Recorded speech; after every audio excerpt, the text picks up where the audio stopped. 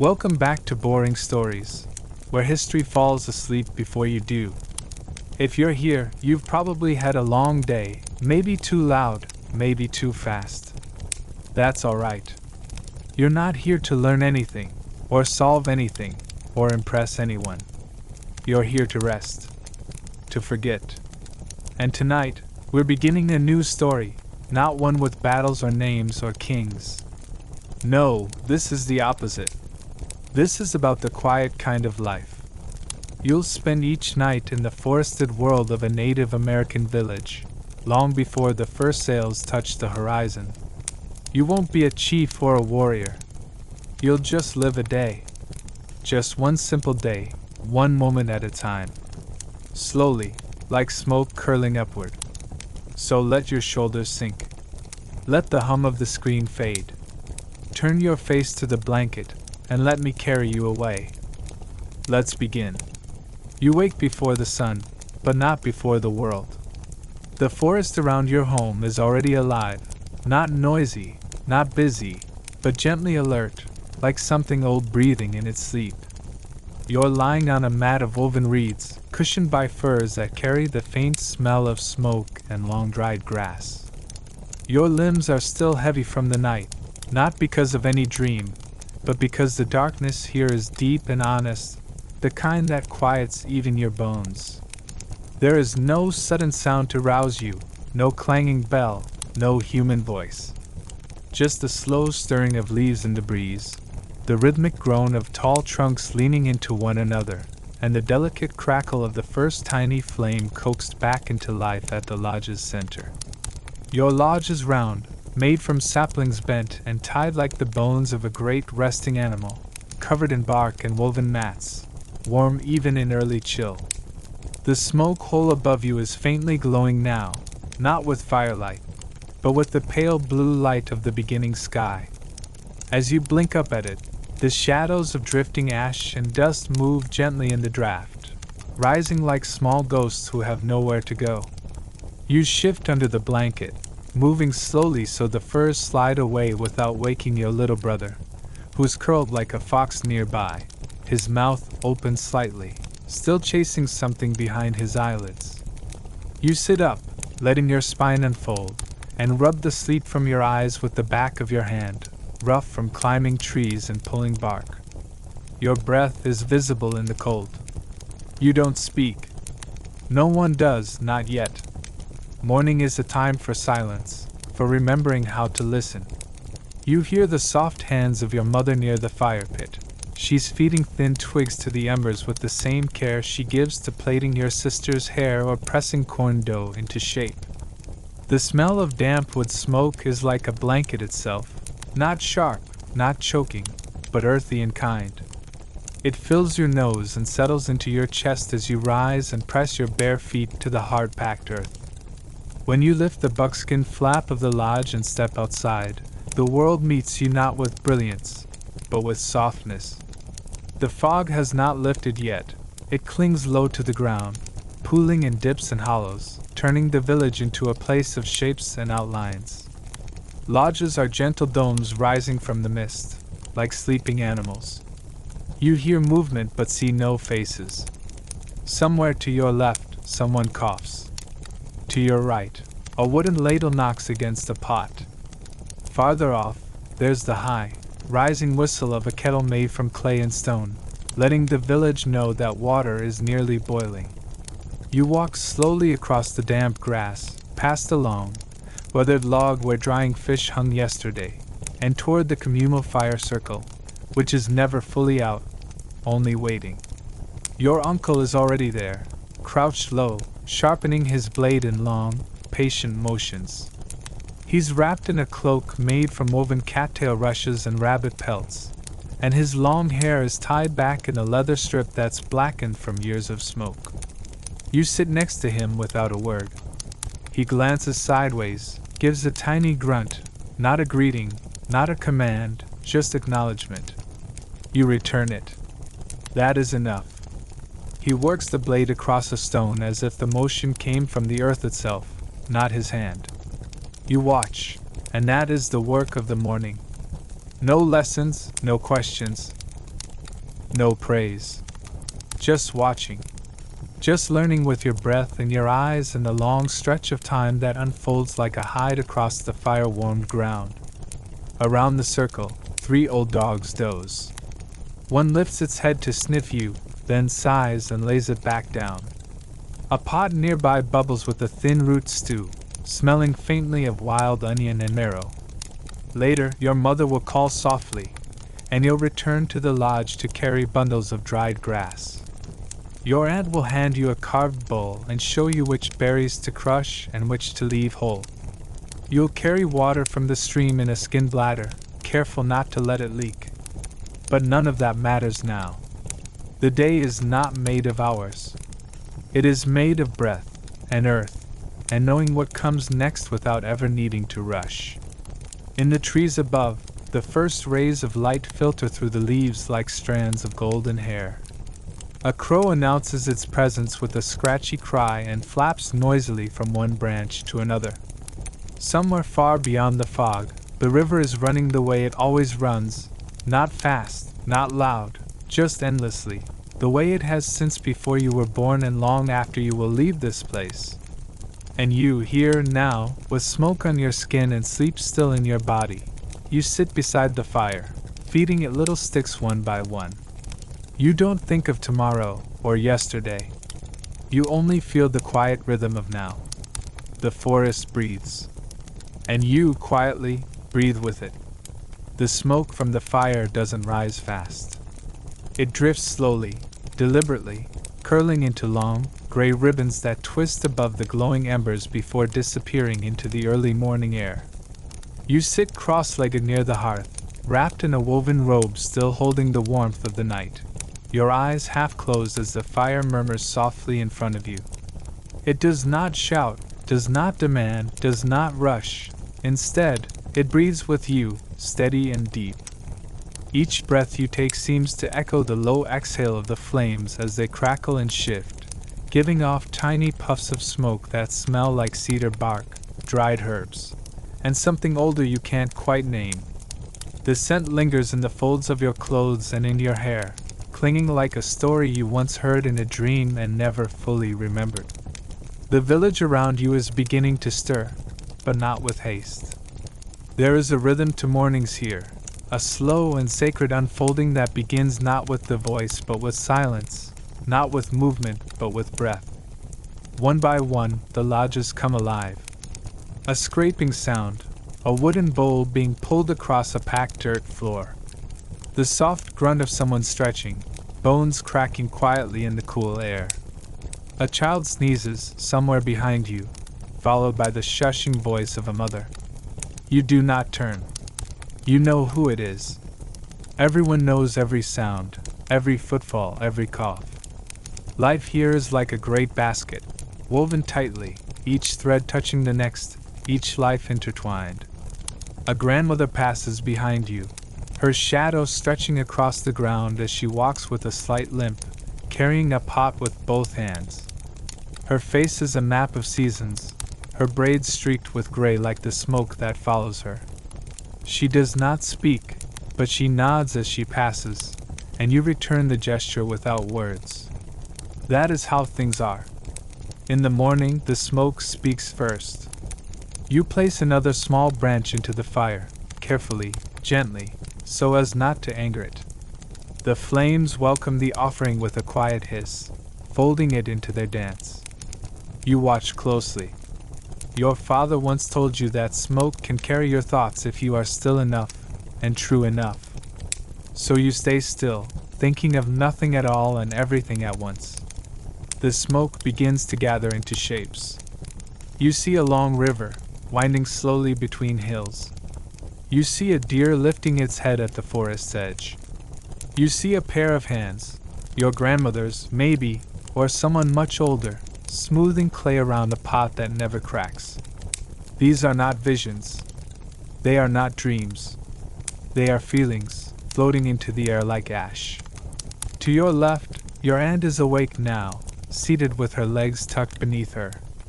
Her fingers are already busy, threading long strings of dried berries together in a pattern only she understands.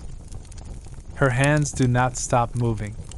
She hums softly, not a song meant for others, but one meant for the fire, for the work, for the morning. The sound curls up beside the smoke, slow and rhythmic. You realize it has no beginning and no end. It just is. Behind her, a dog stretches beside a sleeping child, its ears twitching with the sounds of birds calling from the trees beyond the village. Jays, warblers, doves. The birds do not sing loudly yet, they, too, seem to understand the weight of morning silence. The light is still low, still golden, not yet sharp. Shadows are long, slow-moving things. Your eyes drift toward the treetops, where the last strands of mist are just beginning to lift. The sky is pale blue, but not yet awake. Inside one of the lodges, you hear the soft thump of a stone grinding against another. Cornmeal is being made, a task repeated so many times that the sound feels like it belongs to the earth itself. It joins the other sounds of the village, the pop of the fire, the rustle of someone unfolding a fur blanket, the creak of a wooden frame under shifting weight. Nothing is loud. Nothing hurries. Even time itself seems to stretch wider here, as if morning is not measured in minutes but in movements, in breaths, in the drift of smoke, in the shift of light on bark and cloth. You lean slightly forward, resting your hands against the earth. It is cool beneath your fingertips, but not cold. The ground holds the night's memory gently, like a cradle. Somewhere nearby, water drips softly from a hanging pot.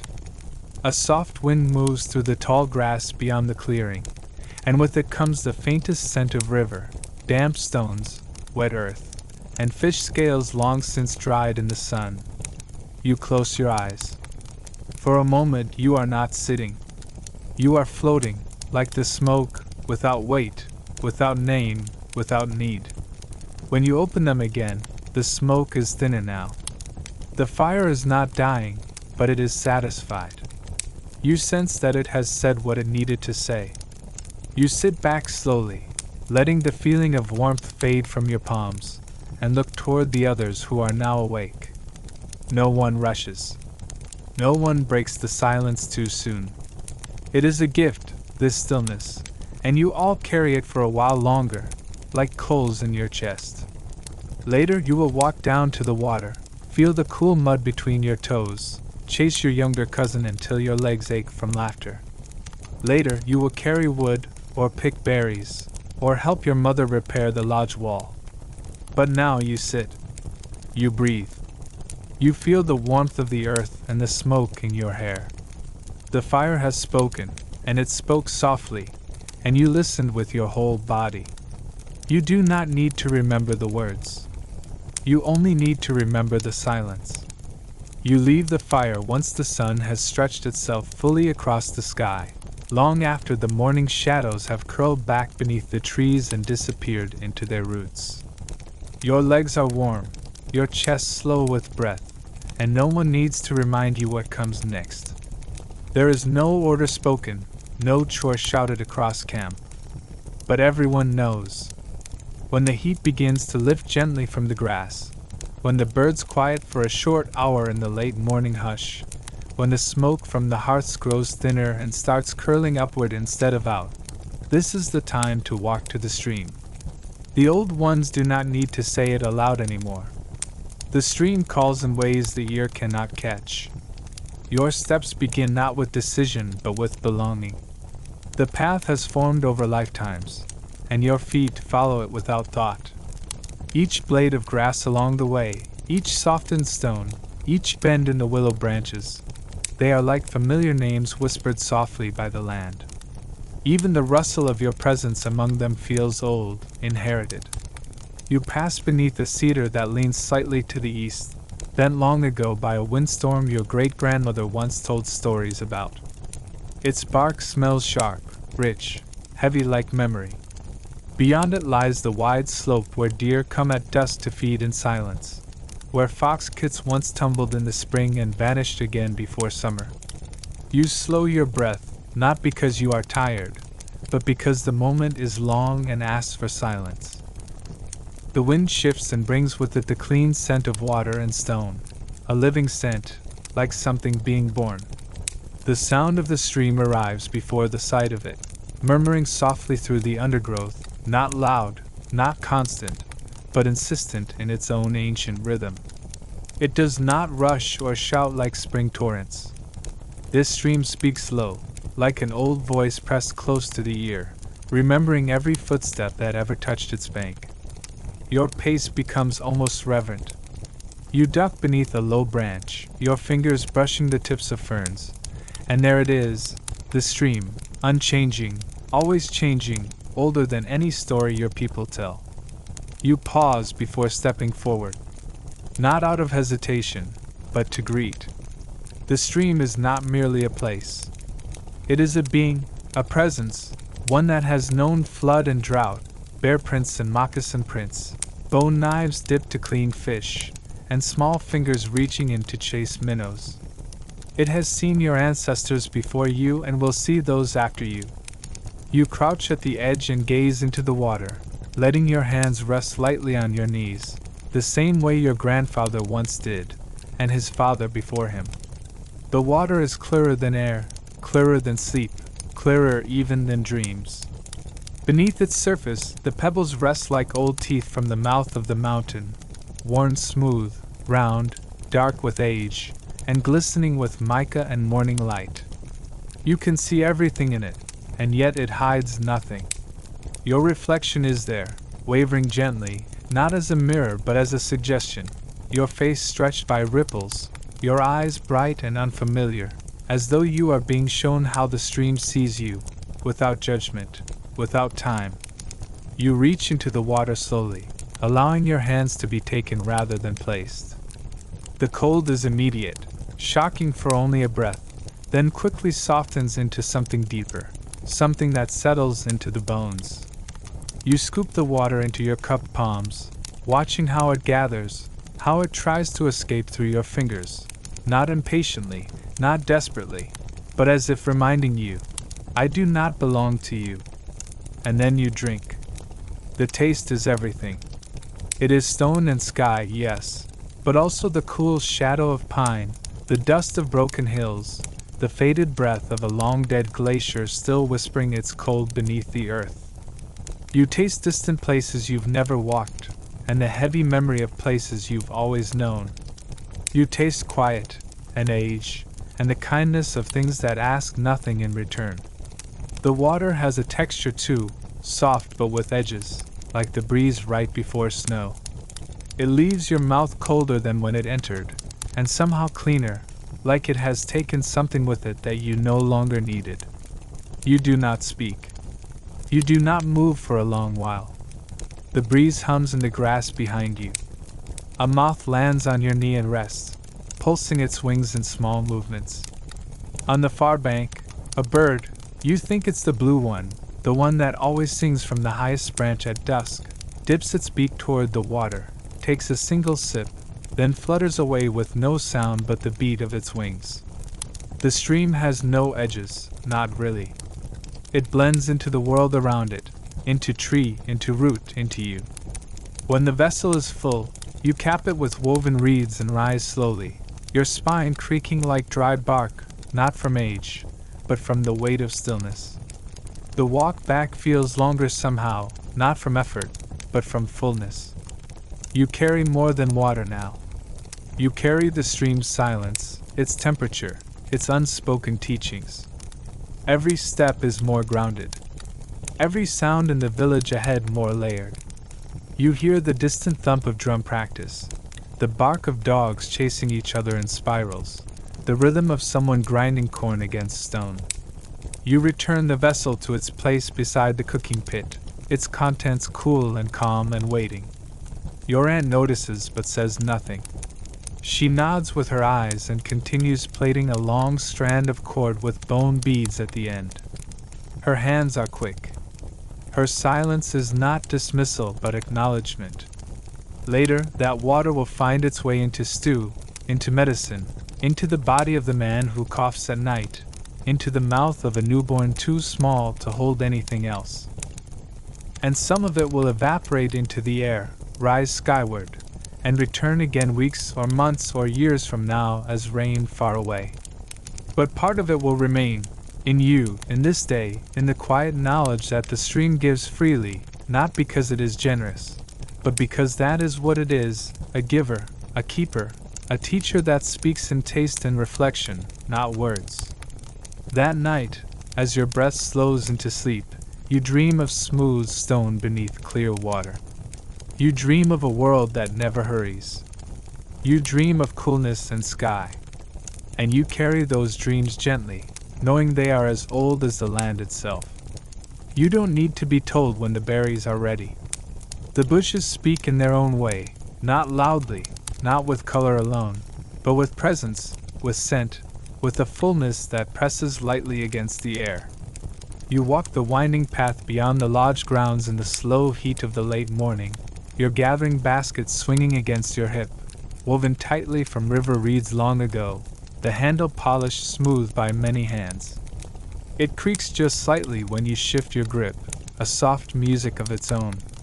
There is no need for companions today.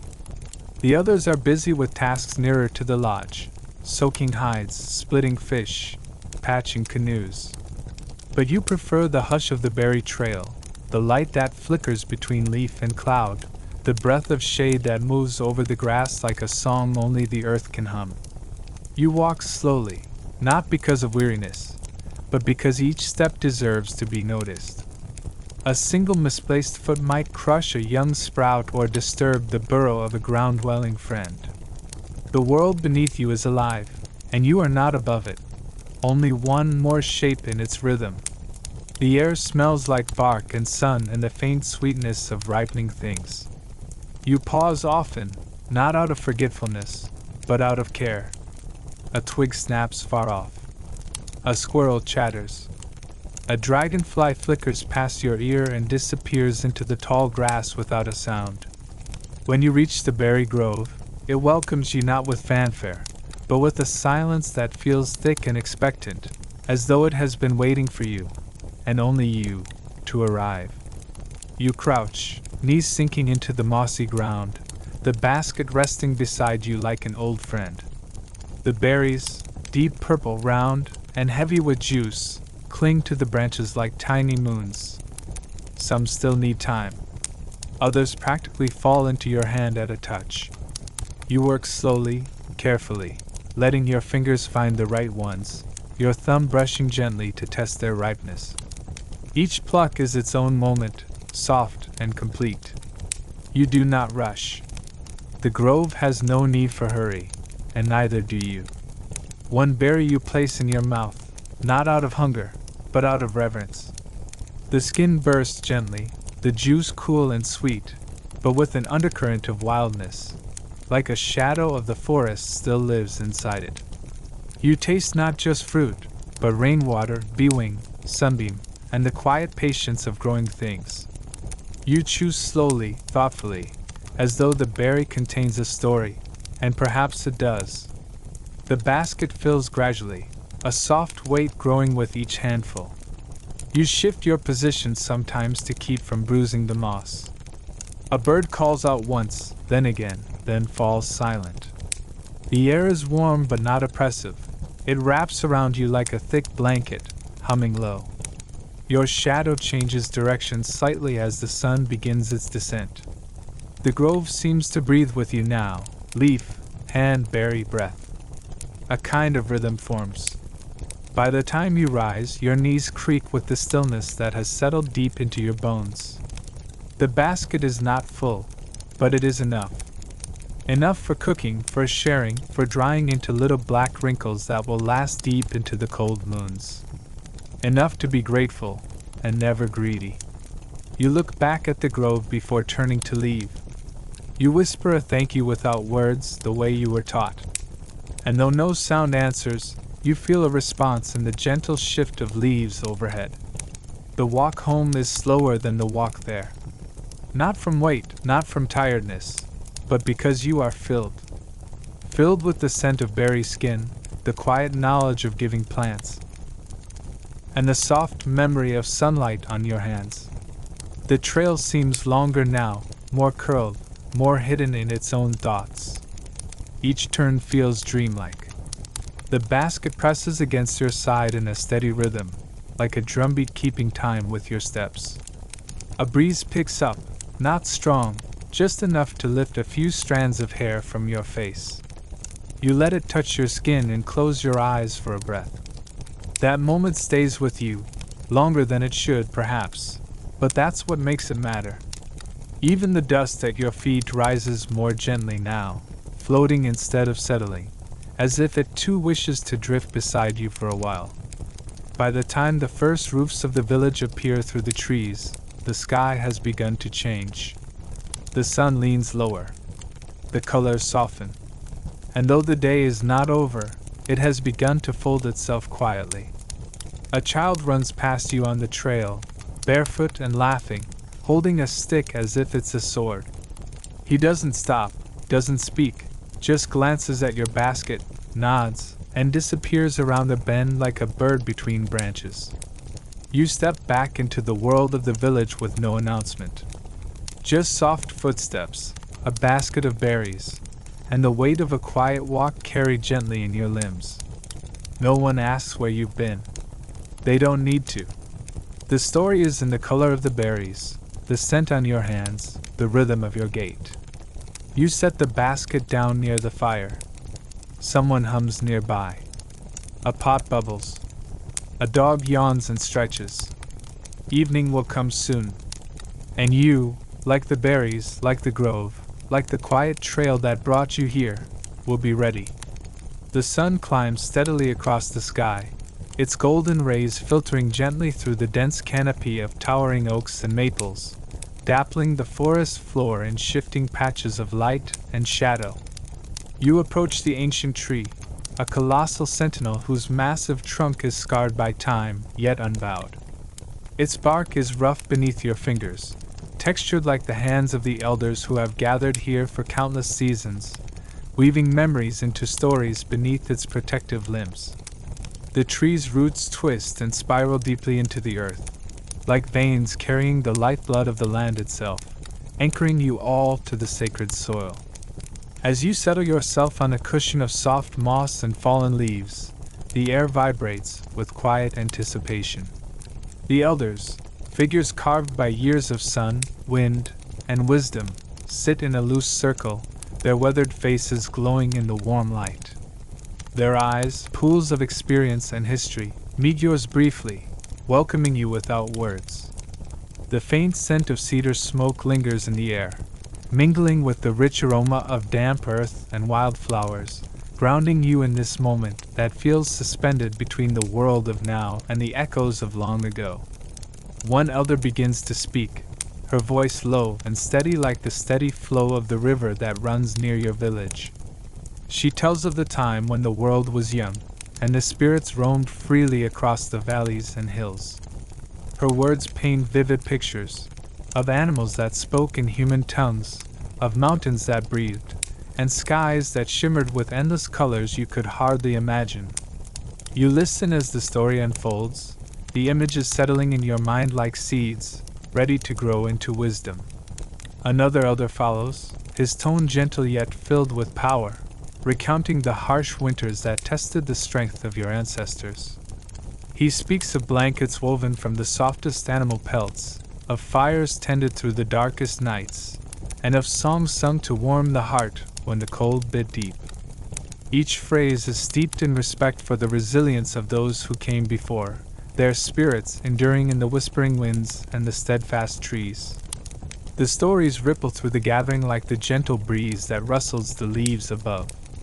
Tales of battles fought not just with weapons but with courage and honor, of sacred ceremonies held beneath the full moon, when the air thrummed with chants and the rhythmic beat of drums echoed through the valley. They tell of the bond between people and the land, a relationship sacred and unbreakable, like the roots of the great tree that shelters you now. Your heart beats in time with the elders' voices, each word a drumbeat, steady and deep, grounding you in the shared history that defines your place in this vast world. Their stories are not mere memories, but living threads woven into the fabric of your being, urging you to remember, to honor, and to carry forward the legacy entrusted to you. As the sun dips toward the horizon, painting the sky in hues of deep orange and violet, the elders fall silent, their gazes lifted toward the coming night. The great tree above you seems to breathe with a life of its own, its leaves whispering secrets to the stars that begin to twinkle faintly overhead. The air cools, but a quiet warmth settles in your chest, the warmth of belonging, of understanding, of connection. You rise slowly, placing your hand reverently upon the tree's bark once more. Its rough texture grounds you, reminding you that you are part of a lineage far greater than yourself. The voices of the elders linger in your mind like a sacred song, a melody that will guide you through the days and nights ahead, through the quiet moments and the storms to come. Walking back toward your village beneath the sprawling twilight sky, you carry with you not just the stories, but the weight of responsibility and the gentle strength passed down through generations.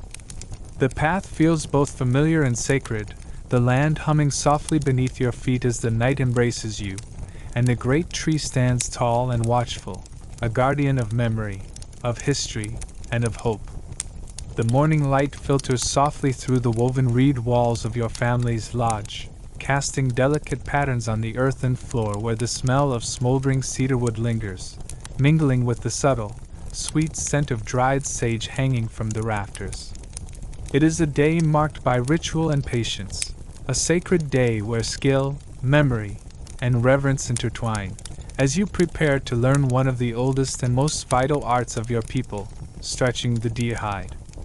Your aunt moves with a quiet confidence born of decades spent mastering this craft, her hands steady and sure like the roots of the great trees outside.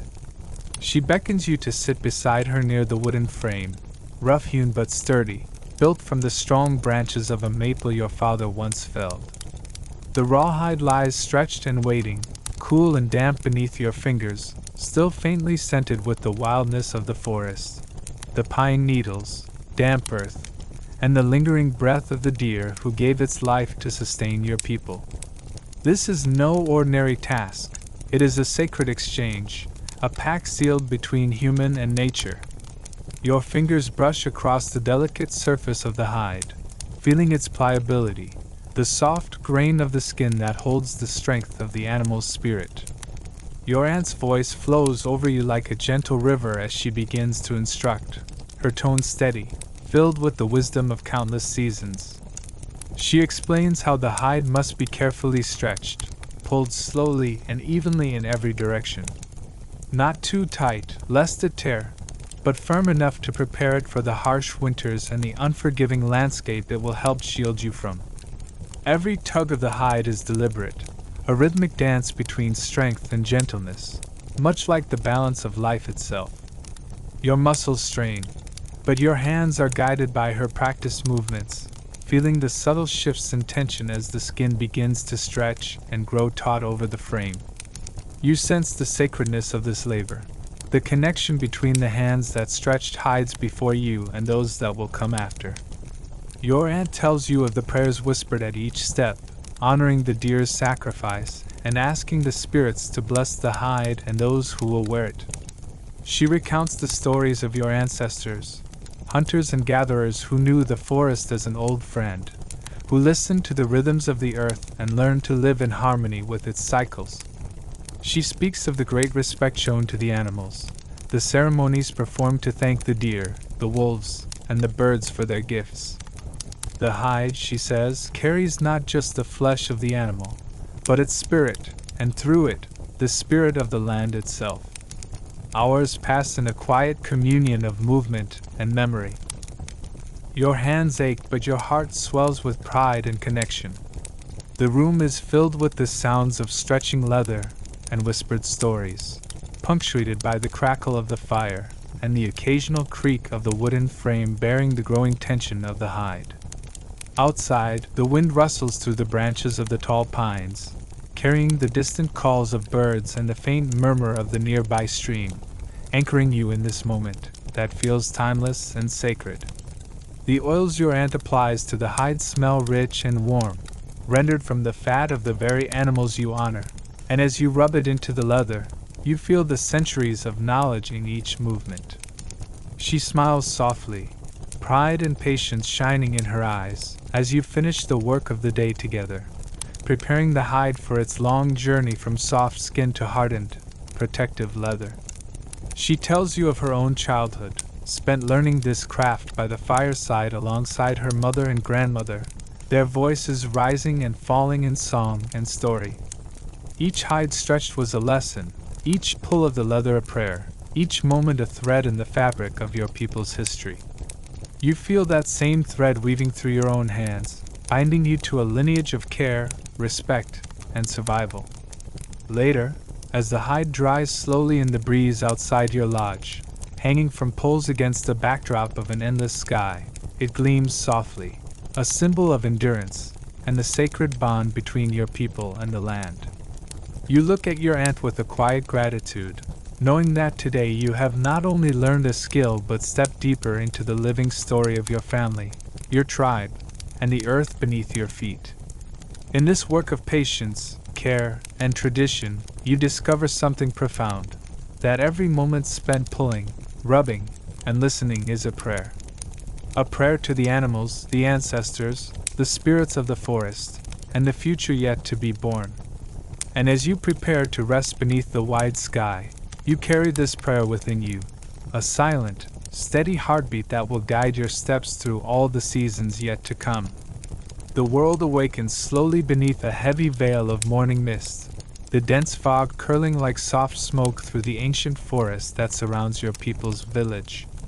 The dampness clings to every leaf and branch, wrapping the landscape in a muted, silver-gray hush that seems to absorb all sound but the faintest rustle. You stand quietly near the edge of the wood, watching your cousin prepare for the hunt, his breath forming little clouds that rise and disappear into the cool air. The forest is both alive and still, a place of endless secrets and subtle movements, where every rustle and shadow holds meaning. Your cousin's figure moves with a practiced grace, honed from years of roaming these woods with his bow and keen eyes. He wears a cloak woven from deerskin, mottled and soft, blending seamlessly with the earth tones of the forest floor. His moccasins make no sound as he steps carefully over moss-covered roots and fallen branches, mindful not to disturb the delicate balance of nature around him. He carries a bow shaped from ash wood, polished smooth by countless hands, strung taut with sinew braided from the muscles of a long-past hunt. At his back hangs a quiver filled with arrows fletched with the feathers of hawks, silent, swift, and deadly. The hunt today is quiet, focused on the small creatures that dart through the underbrush, the rabbits whose swift feet and sharp senses make them both challenging and vital prey. Your cousin's eyes scan the foggy landscape, reading the subtle signs of life, the faint impressions left in soft earth where tiny paws press down, the gentle bends of grasses that mark hidden paths, the scattered bits of leaves nibbled by careful mouths. Every step is a lesson in patience and reverence, a slow dance of awareness between hunter and hunted. As he moves deeper into the forest, the mist begins to thin, the early light filtering through the tall pines and oaks like liquid silver, illuminating patches of moss and the delicate wildflowers that bloom in secret clearings. The dampness of the morning clings to your cousin's skin, mingling with the warmth of his steady breath and the quiet determination in his eyes. He pauses near a thicket of brambles, lowering himself onto bent knees, silent as the earth beneath him. You watch from a distance, heart beating in rhythm with the forest's pulse, feeling the centuries-old connection that ties your family to this land. The hunt is not just about food, it is a sacred ritual, a bond between people, animal, and spirit. Your cousin honors this with every careful step, every held breath, every whispered prayer to the spirits of the forest who guide the arrow and protect the hunters. Suddenly, the sharp snap of a twig breaks the silence. Time seems to freeze. Your cousin's eyes sharpen, muscles coiling with the tension of the bowstring as he raises his weapon. Ahead, in a small clearing carpeted with fallen leaves, A rabbit nibbles cautiously at tender shoots, its fur dappled with shades of brown and gray that mirror the forest floor. It is unaware of the hunter's gaze, a fragile thread of life suspended in the cool morning light. With the precision born of countless hunts, your cousin draws the bowstring back, feeling the sinew hum with energy and power. The arrow flies silently, swift and sure as a whispered prayer, striking the rabbit cleanly. It twitches once, then lies still, its spirit slipping away like a soft breeze. The forest seems to hold its breath, honoring the moment of sacrifice. Your cousin moves quickly, but with tenderness, approaching the fallen animal with reverence. Together, you offer the ancient words of thanks, a prayer for the life taken and for the balance maintained. The hunt feeds not just the body but the spirit, a cycle of giving and receiving that sustains your people through the changing seasons. As you begin to prepare the rabbit for the journey home, your hands steady and careful, you feel the weight of tradition settle deep within your bones. The fog continues to lift, revealing a forest awakening in bursts of sunlight and song. Birds call from their high perches, insects hum softly among the leaves, and the breeze carries the fresh scent of pine and earth.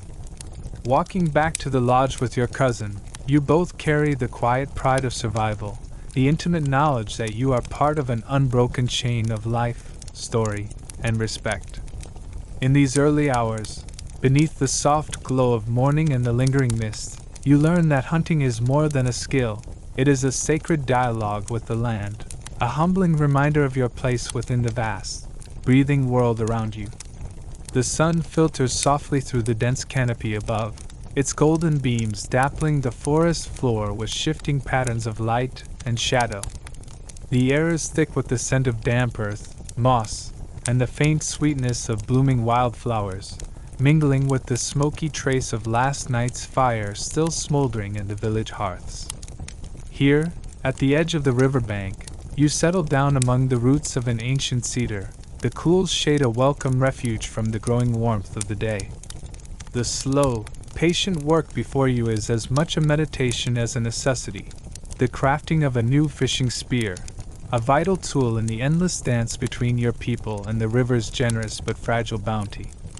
You reach out and grasp the spear's shaft, a slender piece of ashwood carefully selected and felled during the last full moon by your father. The bark has been stripped away, revealing the pale grain beneath, smooth but stubborn to the touch. The wood carries within it the memory of seasons past, the steady growth ringed tightly like a secret code of endurance and resilience. You cradle it like a living thing, mindful of its strength and the life it once held. In your hands rests a sharp flint knife, its edge chipped and honed through repeated sharpening, a treasured gift from your aunt who taught you the art of carving. With deliberate, measured strokes, you begin to shave the tip of the spear, carefully peeling away thin ribbons of wood that curl like the petals of a flower, fragile, delicate, yet full of purpose. Each slice is an exercise in control and reverence, your muscles attuned to the resistance of the wood and the smooth, unyielding edge of the flint. Around you, the forest hums with quiet life. A jay calls out sharply from a distant branch, while a family of squirrels scurries noisily through the undergrowth. The river, just a few steps away, flows with a steady murmur over smooth stones, its surface occasionally broken by the ripple of a fish darting beneath the water's shimmering mirror. You pause to breathe deeply, drawing in the mingled scents of pine resin, wet leaves, and the crisp tang of fresh water. The river is your lifeline, a source of nourishment, stories, and spirit, and this spear will be your instrument to connect once again with its gifts. Your mind drifts to the lessons your aunt shared, her voice a gentle thread woven into the tapestry of your childhood. "Carve slow, carve true," she had said, "for haste breaks the spirit of the wood, and a broken spear is a broken promise." Her hands had moved with confident grace, shaping tools not just for survival but for honor. Now, as your own hands mimic her careful rhythm, you feel a deep bond stretching across time, between generations, between the living and the ancestors who walked these forests before you. The work is slow, deliberate. You sharpen the tip into a slender, tapering point, imagining how it will cut through the cold river water like a silent arrow, piercing the scales of the fish that feed your people. The shaft is weighed carefully in your hands, balanced perfectly so it will fly straight and true. Occasionally, you stop to smooth rough patches with a piece of soft deer hide, rubbing the wood until it gleams faintly with a warm, polished sheen. As the morning light grows stronger, warming your skin and chasing away the chill of the dawn, you hear the faint voices of children playing by the village edge, their laughter carried lightly on the breeze. Nearby, women are grinding corn and weaving baskets, their steady rhythms blending with the natural music of the woods. The crafting of the spear feels part of this larger harmony, a quiet but essential contribution to the circle of life that sustains your people. You pause to inspect the spear, noting the faint curves and subtle imperfections that speak of the hand behind its making. The next step will be to harden the tip by fire, gently charring the wood over glowing embers to make it stronger and more resistant to the cold river water.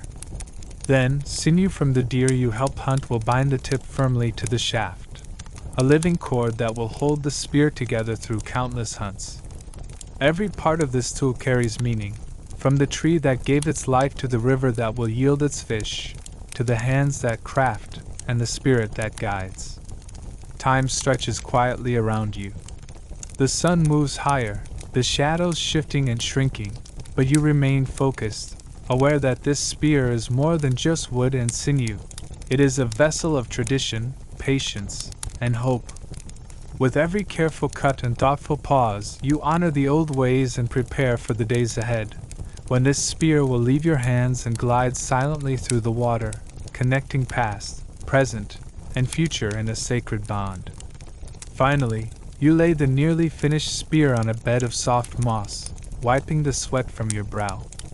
Your hands are stained with sap and earth, but your heart is steady and full. The river calls to you, promising sustenance and stories yet to come. Tomorrow, you will return to the water's edge with this spear in hand, ready to test your skill and patience once more, part of the eternal rhythm that ties your people to the land and to each other. The evening settles softly around your village like a gentle breath, the last hues of orange and pink fading into a deep, endless indigo. The air cools, carrying the mingled scents of pine needles, damp earth, and smoke drifting lazily from the fires your people have built to keep away the night's chill. The rhythmic crackle and pop of the flames create a warm cocoon of sound and light in the gathering darkness. You find your usual place near the fire's edge, close to your grandfather, whose presence is as steady and grounding as the ancient trees surrounding you. His face is a map of stories etched by time, deep lines carved by decades of laughter, sorrow, hard work, and wisdom. His eyes gleam like polished river stones, steady and bright with the knowing calm of one who has listened to the voices of the ancestors and the land. Tonight, his voice will be your guide, as it has been since you were a child, taking you back to a time when the world was young and the sky was silent. He begins slowly, the cadence of his speech weaving a tapestry of images in your mind. Long, long ago, before the rivers were born and the mountains rose tall against the horizon, the earth was nothing but a vast expanse of water, stretching endlessly in every direction. There were no skies to hold the stars, no land to walk upon, only the deep, endless waters. You close your eyes and imagine that endless ocean, dark and mysterious, the silence broken only by the soft lap of waves against one another. Then, you see the figure your grandfather describes, a mighty turtle, so enormous its shell could hold all the world's future. The turtle moved slowly through the water, steady and sure, carrying the weight of creation upon its broad back. The great turtle, your grandfather says, was the first to bring life to the waters. It was strong and patient, wise beyond measure. It carried the beginnings of the earth upon its back, and where it went, islands and rivers were born. You picture the turtle's shell, vast and rugged, covered in moss and glowing faintly with the essence of life. The grooves and ridges tell stories of all that has passed, storms weathered, creatures born and lost, and the steady passage of time. It is both a protector and a provider, a symbol of endurance and balance. But the sky was still empty, dark, and silent. Your grandfather continues. There were no stars to light the night, no constellations to guide the people or to tell the stories of their ancestors. He leans closer, his voice dropping to a sacred whisper, as if sharing a secret only the fire and the stars can hear. One evening, the Creator looked upon the dark sky and wished to fill it with light, a light that would guide the people, keep them safe, and remind them of the balance between the earth, the water, and the heavens. The Creator called upon the great turtle and asked for its help to bring stars to the night. You feel the weight of this moment, the solemnity and hope folded into the story like a precious gift passed from hand to hand through countless generations. The turtle agreed, your grandfather says, but only if the stars would be placed with purpose, to teach the people about patience, respect, and harmony with all living things. The turtle promised to carry the stars and set them carefully across the sky. You imagine the great turtle lifting its enormous head toward the empty heavens. Slowly, deliberately, it gathers handfuls of glowing dust, tiny sparks of light born from the Creator's breath, and begins to sprinkle them across the vast darkness. With each toss, a star is born, twinkling softly, glowing steadily. The turtle's shell became the map. Your grandfather explains, a guide for the stars, marking where each one should shine. Constellations took shape, animals that protect, ancestors who watch, stories that live forever in the night sky. Your eyes drift upward, imagining the night sky above your village, dots of light connecting like threads in a vast, celestial tapestry. You think of the bear who walks among the stars, the eagle soaring high, the wise wolf that howls softly into the night. Each constellation is a lesson, a guardian, a story that links you to those who came before. Remember, your grandfather says softly, we are all part of this great story.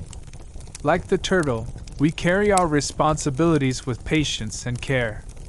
The stars remind us to respect the earth that holds us and the sky that watches over us. The fire crackles, sending a shower of sparks skyward like tiny shooting stars. The night deepens, filled with the gentle chorus of insects and the distant call of an owl, all woven into the quiet hum of life around you. You sit quietly, feeling the steady pulse of the earth beneath you and the cool night air on your skin.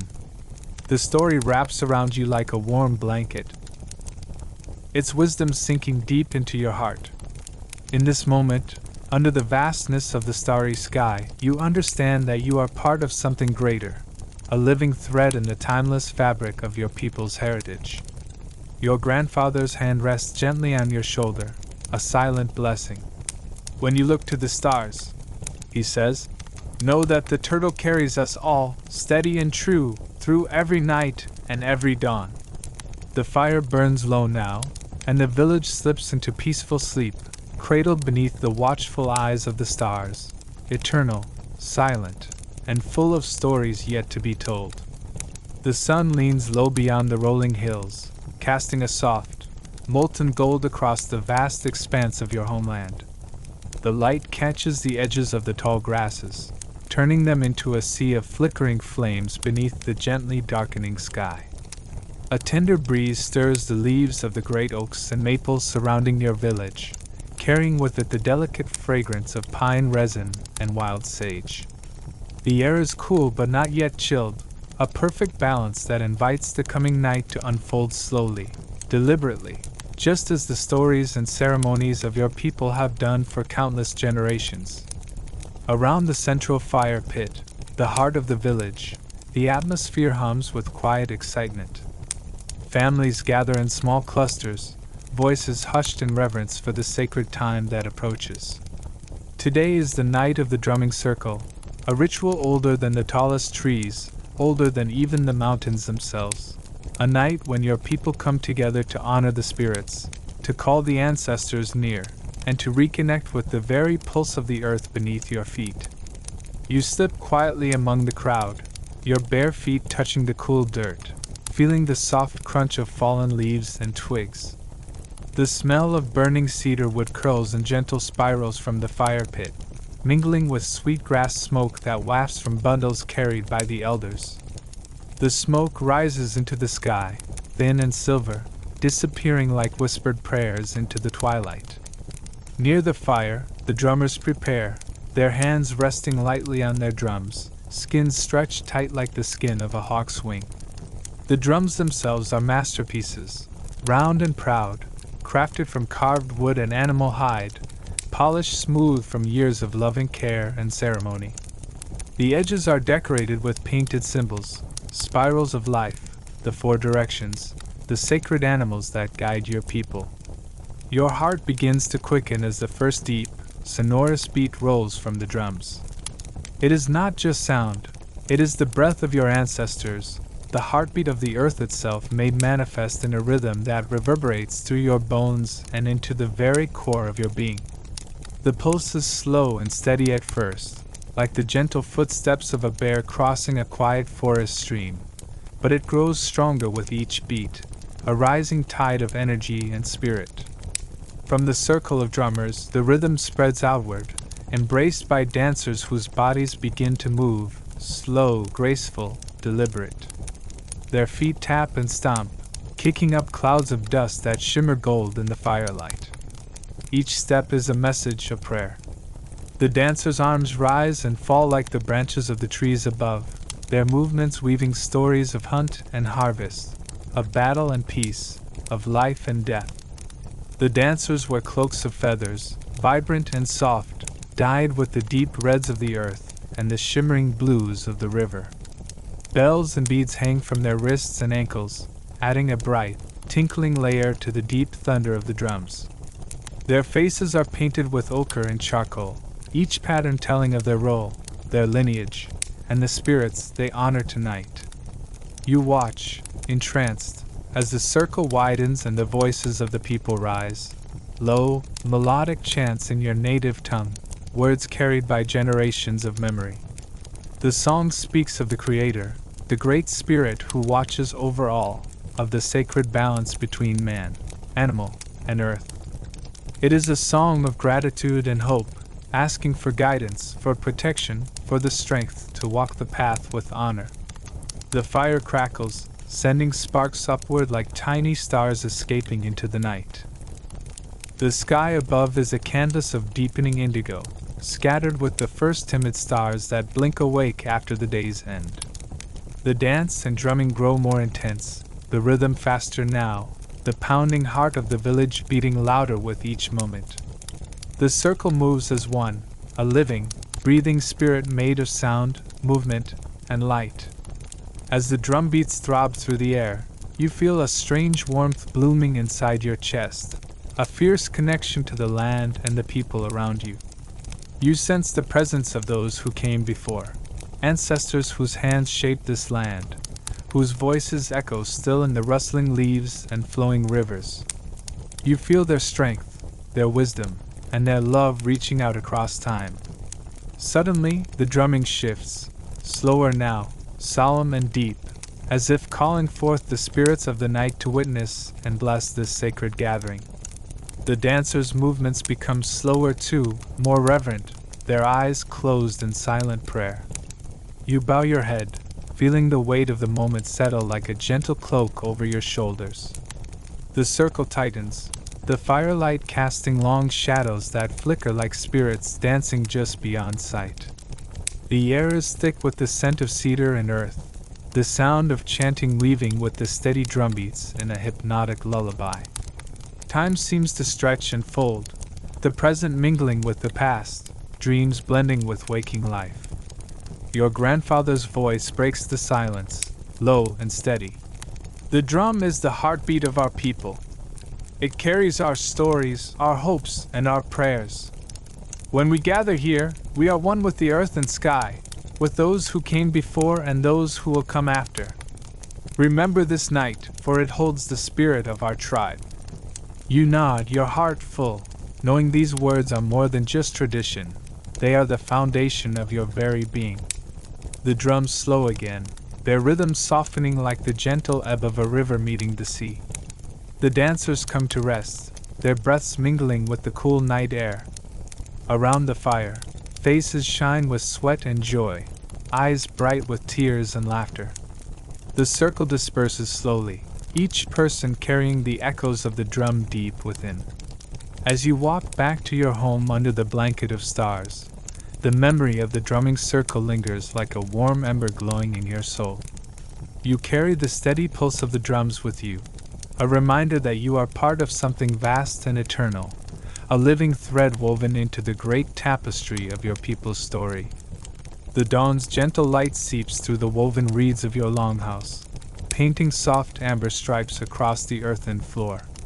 The air carries a coolness that lingers from the night, mingling with the faint scent of burning cedarwood still smoldering in the hearth. Outside, the village awakens slowly. Birdsong weaves through the tall grasses, while the first pale rays kiss the tops of the cornfields, turning them into seas of shimmering gold and green. Inside, you sit beside your grandmother on a woven mat, her hands weathered yet tender as she carefully handles a bowl of freshly ground cornmeal. The masa, soft and pliable, is the heart of your people's sustenance, a gift from the Creator carried through countless seasons by the hands of ancestors. She begins kneading the dough with a practiced rhythm, pressing and folding it as if coaxing the memories of the earth into each handful. Her voice, calm and steady, breaks the morning silence. The corn holds the spirit of our people. Every grain tells a story, of sun and rain, of patience and care. When you make the corn cakes, you connect with those stories, with the land, and with those who walked before us. You watch her hands moving deliberately, pressing the dough into soft, round patties. The texture is cool and slightly sticky, yielding beneath your fingers. You remember how, as a child, your grandmother told you about the sacred corn, the one that brought life to your people, gifted by the sky woman who first danced upon the earth. This simple dough is more than food, it is the very essence of survival, memory, and hope. She hands you a small lump of masa. Now you try. Remember the shape, flat and round, like the sun resting on the horizon. Your hands hesitate at first, awkward with the unfamiliar task, but slowly you learn the motions, pressing, smoothing, shaping the dough with reverence. The warmth of the masa spreads to your palms, grounding you, connecting you to generations of women who have made this ritual a part of their lives since time immemorial. Nearby, the fire crackles, stones heated to a deep, glowing red arranged carefully on the hearth. Your grandmother moves with graceful certainty, placing each corn cake onto the stones, where it hisses softly as it cooks. The aroma rises, sweet, smoky, and comforting, filling the room with the promise of nourishment and family. As you wait for the cakes to cook, she tells you stories, tales of the seasons when corn was planted with song, tended with care, and harvested with gratitude. She speaks of the sacred ceremonies that honor the earth's gifts, of the prayers whispered during planting and harvest, and of the feasts that celebrate the circle of life. The masa is alive, she says softly. It remembers the earth, the rain, the hands that work the soil. It is a part of us, and we are part of it. The edges of the corn cakes begin to brown, curling slightly as they cook, and you carefully turn them with a wooden spatula, the heat warming your face and hands. The village outside is now awake. Distant voices and laughter drift in, mingling with the crackling fire and the stories your grandmother tells.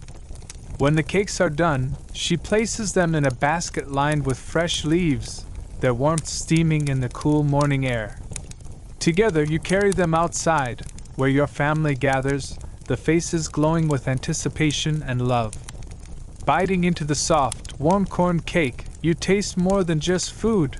You taste tradition, resilience, and the deep bond between your people and the land. Each bite is a thread weaving you into the tapestry of your ancestors, a reminder that through the simple act of making corn cakes by hand, by memory, you honor the past and sustain the future. As the sun rises higher, bathing the village in golden light, you sit surrounded by your family, feeling the quiet strength and endless love that flows from the earth, through your hands and into your heart. The day begins with a hush, the kind of silence that presses gently against your skin and fills your chest with a quiet reverence. As dawn slips over the horizon, the sky is a pale wash of pinks and soft blues, and a thin veil of mist lingers over the river, curling and swirling like spirits dancing in the early light. The village is still wrapped in sleep, but you are already awake, drawn by the rhythm of the earth and the memory held deep in your bones. Today is a day unlike any other, the day of the ceremony for the trees that once were boats, a sacred ritual passed down through generations, a living thread connecting your people to the past, to the rivers that carved your homeland, and to the ancient trees whose wood once carved the paths of survival. You slip quietly from your longhouse, the earth cool beneath your bare feet, softened by the dew that sparkles like tiny stars caught in the grass. The air carries a mingled scent of damp earth, cedar smoke, and wildflowers, an aroma that feels like the breath of the land itself. The trees around the village seem to stand taller today, their branches stretching skyward as if preparing to welcome the ceremony. As you make your way toward the sacred grove, the place where the oldest and largest trees grow, trees that once lived alongside your ancestors, your heart pounds with a mix of awe and anticipation. The grove is encircled by a ring of stones, worn smooth by centuries of footsteps and ritual. You see the elders already gathered there, their faces calm but filled with quiet power. Their robes, dyed with the ochres and browns of the earth, sway softly in the morning breeze. Each wears a necklace or bracelet crafted from carved wood and bone, symbols of their connection to the forest and the waters. The lead elder, a tall woman whose silver hair is braided with strands of sweetgrass, steps forward. Her voice is low but carries easily, like the flow of the river itself. "We gather to honor the trees that once were boats," she begins, "for they carried our people across waters of life and death, of hope and renewal. Today, we remember their strength and their spirit, and we give thanks for their gift." The ceremony begins with the deep, resonant beating of drums. The sound fills the grove and seems to pulse through the very ground beneath your feet, connecting everyone present in a shared heartbeat. The rhythm is steady and slow, a call to the spirits of the land and water. You feel it in your chest, a vibration that resonates with the life inside you. Voices rise, singing ancient songs in the language of your people, songs that tell of the trees' long lives, from seedling to towering giant, of the hands that shaped their trunks into vessels, and of the journeys taken over the rivers and lakes. The songs are rich with meaning, carrying the sorrow of loss and the joy of remembrance, the sacredness of every paddle stroke and every ripple in the water. You watch as the elder takes a wooden bowl filled with water from the river, its surface shimmering like liquid glass. She lifts it toward the sky and murmurs prayers to the spirits, to the river, the trees, the ancestors, and the Creator. Slowly, she pours the water onto the roots of the oldest tree in the grove, and the water seeps deep into the earth with a soft, hungry sound. Then, one by one, others follow, offering tobacco and cornmeal, sacred gifts to honor the tree's sacrifice and their continued presence. You kneel beside the elder and add your own offering, a pinch of finely ground tobacco, fragrant and bitter. As your fingers brush the earth, you feel a pulse, as if the tree itself reaches out in gratitude, a quiet life force that threads through the soil to you. The stories begin to unfold in voices around the circle. An elder tells of a great flood, when the rivers swelled beyond their banks, and canoes carved from these trees were the lifelines that carried families to safety. Another speaks of the calm, sunlit days when the boats drifted silently, fishermen casting their nets and children learning to paddle under watchful eyes. Your mind drifts to your own memories, how your father taught you to respect the wood, to listen to its grain, to honor it with every stroke of the paddle. You remember the feel of the smooth, worn edges of a canoe, the sound of water lapping softly against its sides, and the way the boat seemed to glide effortlessly, as if alive. The ceremony moves into its next phase, the drumming slows, and a hush falls over the grove. The elders pass around carved wooden paddles, each etched with symbols telling stories of the river, the stars, and the animals that guide your people. You receive one, its surface cool and worn, and hold it reverently. The elder instructs you to whisper your own prayers and hopes into the wood, to ask for guidance, protection, and strength.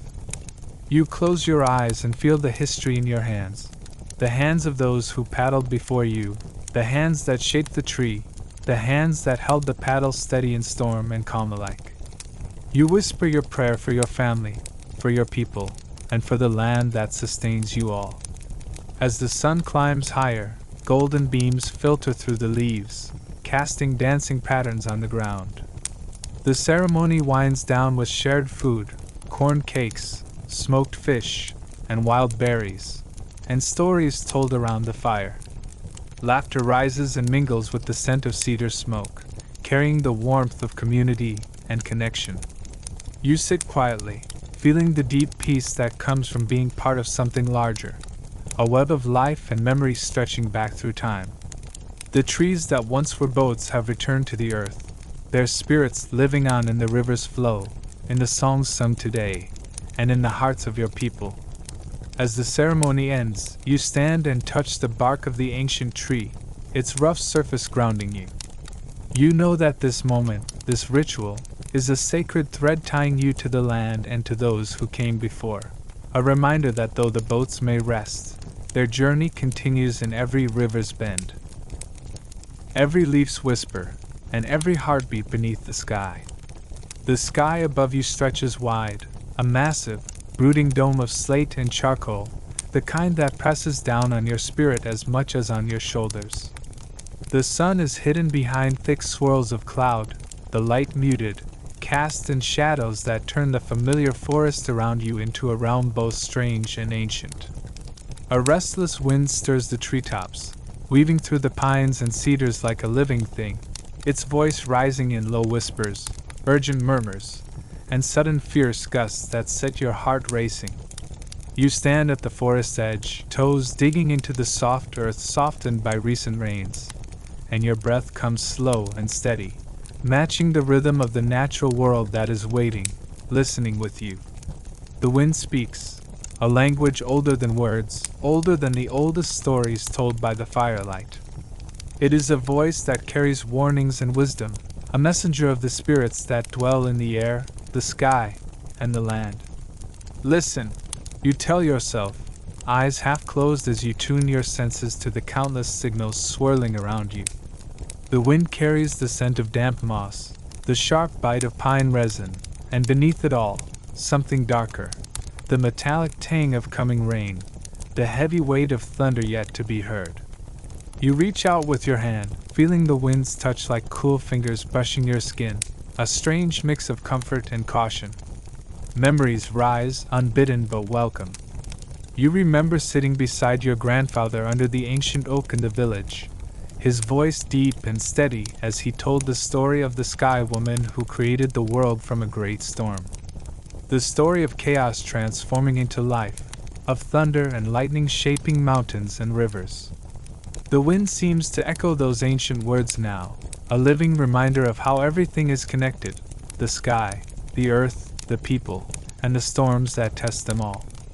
The first raindrops fall, cold and sudden, tapping on leaves and your skin like fingers drumming a warning beat. The animals feel it too. You watch as a deer steps cautiously from the underbrush, ears twitching, eyes wide and alert. Birds hush their songs, retreating to the shelter of thick branches, and the quiet hum of insects fades into a tense silence. You pull your cloak tighter, the coarse fabric rough against your skin, and start your walk back to the village. Each step is deliberate, your feet sinking slightly into the soft ground as the wind pushes against you, sometimes gentle, sometimes fierce, urging you onward. The path you know so well seems changed, transformed by the shifting light and the storm's growing voice. As you walk, the wind carries voices, not just the rushing air but the whispered echoes of your ancestors, the elders who once faced storms like this and passed down their knowledge in stories and song. You hear the faint beat of drums in your mind, the rhythmic pulse that calls for courage and respect for the power of nature. Lightning flashes far in the distance, jagged and brilliant, briefly illuminating the twisted shapes of the forest. Thunder follows, rolling like a great drumbeat, shaking the ground and your very bones. You pause, head tilted back, feeling the storm's power flood the world and your soul. In this moment, you are part of something vast and timeless. The storm is not just weather, it is a force that renews and cleanses, that demands respect and humility. It is the voice of the talking wind, carrying messages from the past and promises for the future. You feel its truth deep inside you, a wild song sung by the earth itself. Reaching the village, you see the familiar faces of your people moving quickly, preparing for the storm's full arrival. The smoke from hearth fires twists upward, a thin gray ribbon against the darkening sky. Children clutch their mothers' hands, eyes wide with wonder and fear. The elders begin their prayers, voices low and steady, calling on the spirits to protect the land and its people. You join them, standing together in the face of the storm, united by the wind's song and the ancient bond that ties you all to this land. The talking wind is here, fierce, wild, and alive, and you listen, ready to face whatever it brings. The night surrounds you like a vast, infinite ocean of darkness, stretching far beyond the reach of your vision. Above, the stars glimmer faintly, scattered like tiny seeds of light sown into the deep fabric of the sky. The moon hides behind a thin veil of clouds, leaving only the fire as your sole companion in this vast solitude. You sit cross-legged on the soft earth, the warmth of the flames reaching out to touch your skin, flickering shadows dancing on your face, and the ancient trees that circle the clearing. The fire is alive. Not just a simple blaze, but a living presence, breathing and pulsing with an energy that seems older than time itself. Its flames leap and curl with a restless hunger, consuming dry wood, turning it into glowing embers and whispering smoke. Each crackle and pop is like a heartbeat, steady and constant, speaking a language you are beginning to understand. You feel the raw heat on your hands and face, a sharp contrast to the cool night air that brushes softly against your neck and the back of your head. The smell of burning pine mingles with the earthiness of damp soil and fallen leaves, grounding you in the present moment, while opening a doorway to memory and reflection. As you watch, your mind slows, shedding the worries and distractions of the day. The fire pulls you deeper into its ancient rhythm, inviting you to listen, to see beyond the flickering light and shadows. You recall your grandmother's stories, her voice low and full of reverence, as she spoke of the sacred fire that connects the living with the spirits of your ancestors. The fire is a guardian, a guide, a witness to your people's history and the keeper of their prayers. The flames form shapes in your vision. A great eagle spreads its wings wide and soars high into the night sky, carrying messages between the earth and the heavens. The twisted coils of a serpent wind their way through the underbrush, symbols of wisdom and transformation. A bear, strong and steady, stands watch at the edge of the forest, protector of the land and its creatures. These visions are gifts from the fire, lessons wrapped in smoke and light. You feel their meanings resonate deep within your soul. Patience reveals itself in the slow burn of the logs, the way the flames must coax each piece of wood into surrendering its life to feed the fire. You understand that all things come in time, that growth and change cannot be rushed but must be nurtured gently. like a flickering flame coaxed to life from a single spark. Acceptance rises in you as the fire devours the wood, transforming it into ash and warmth. There is beauty in this destruction, a sacred cycle of death and renewal that mirrors the rhythms of the earth and the seasons. You see yourself reflected in this cycle, as a part of the endless dance of creation and letting go. The fire's light warms your chest, spreading through your body like a river of gold, easing tension and fear. The night noises, crickets chirping, leaves rustling in the gentle breeze, the distant call of an owl, blend with the fire's song into a symphony of life that fills the darkness with meaning. In the solitude, your thoughts drift to the ancestors whose footsteps once walked these lands, whose hands tended fires just like this one. You feel their presence, an invisible thread connecting past to present, a lineage of wisdom and strength carried through the generations.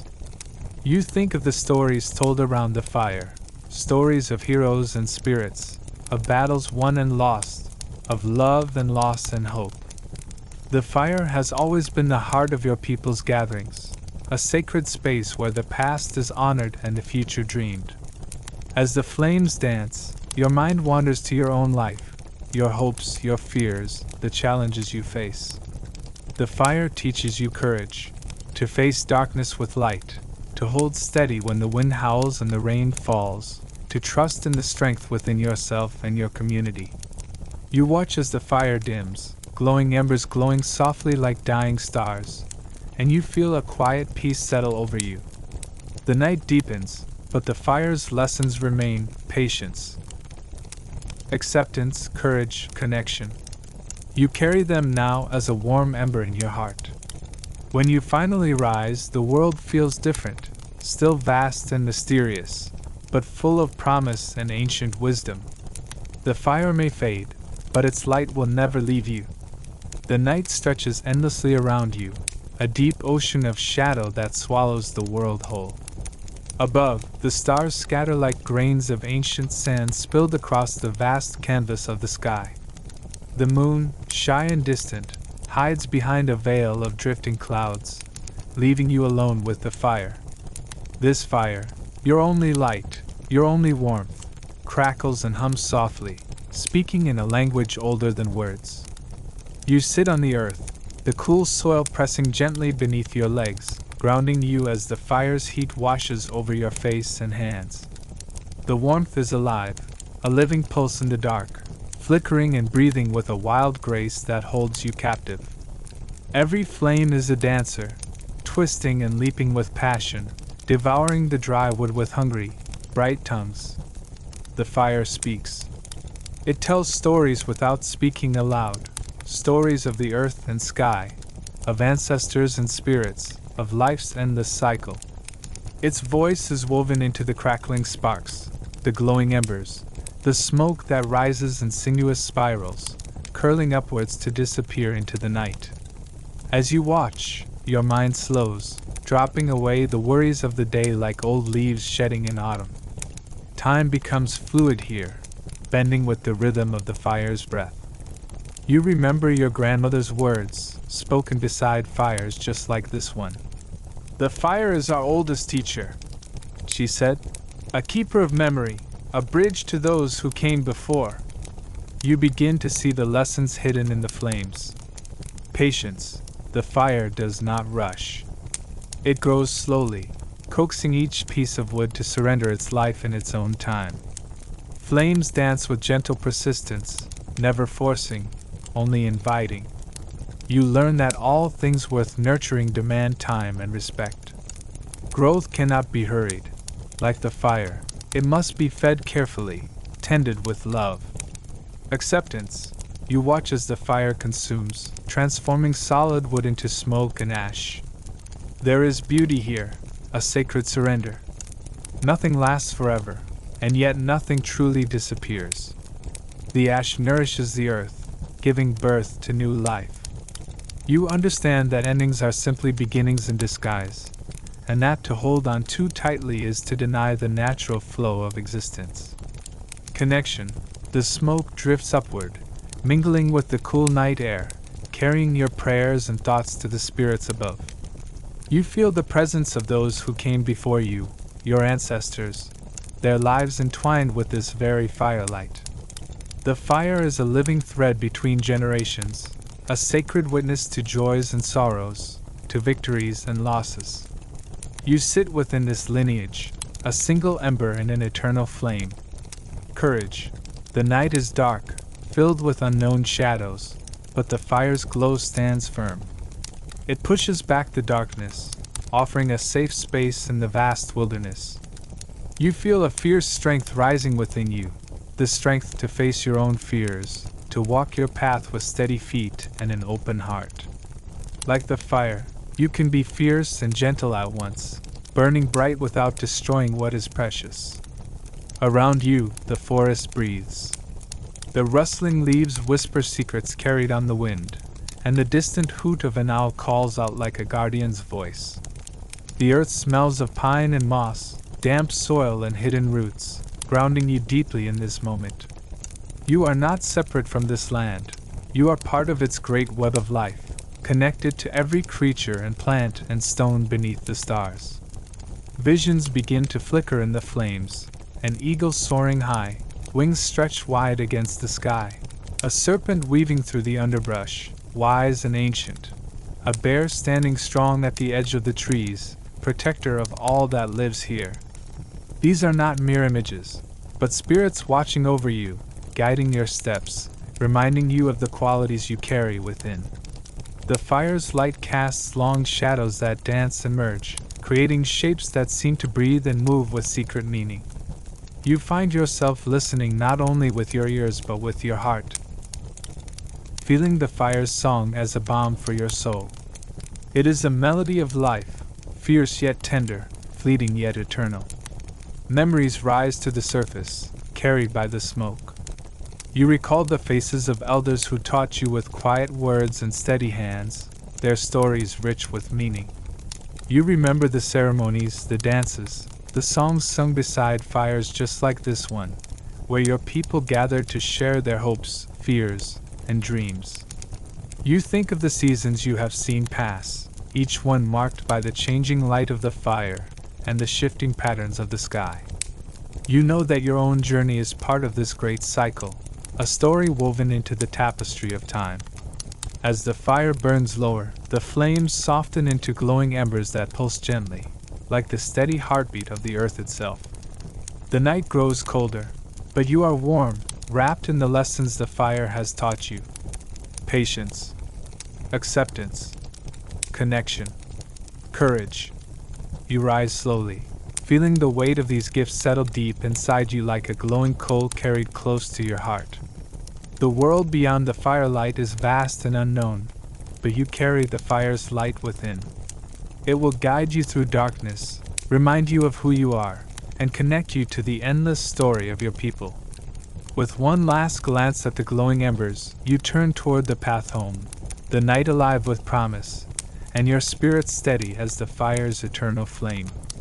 The first blush of dawn creeps slowly over the horizon, painting the eastern sky with gentle streaks of rose, lavender, and molten gold. The world still clings to the last whispers of night's quiet breath, a delicate hush wrapped in mist that drapes like a silken veil over the great river.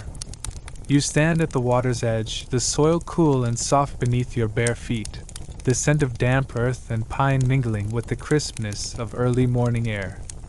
Before you lies the canoe, a vessel shaped from the trunk of a mighty cedar, carved by your own hands and those of your elders, imbued with the spirit of the forest, the river, and your ancestors. Its smooth curves tell stories of strength and grace, a faithful companion for journeys that ripple through time itself.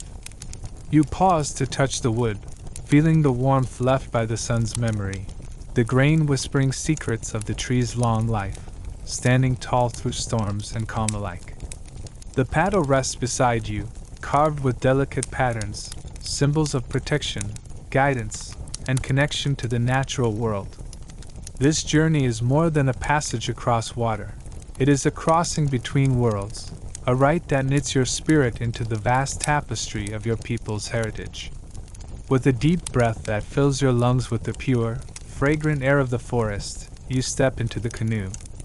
The water greets you with a gentle embrace, cool and clear, reflecting the awakening sky like a mirror of the heavens.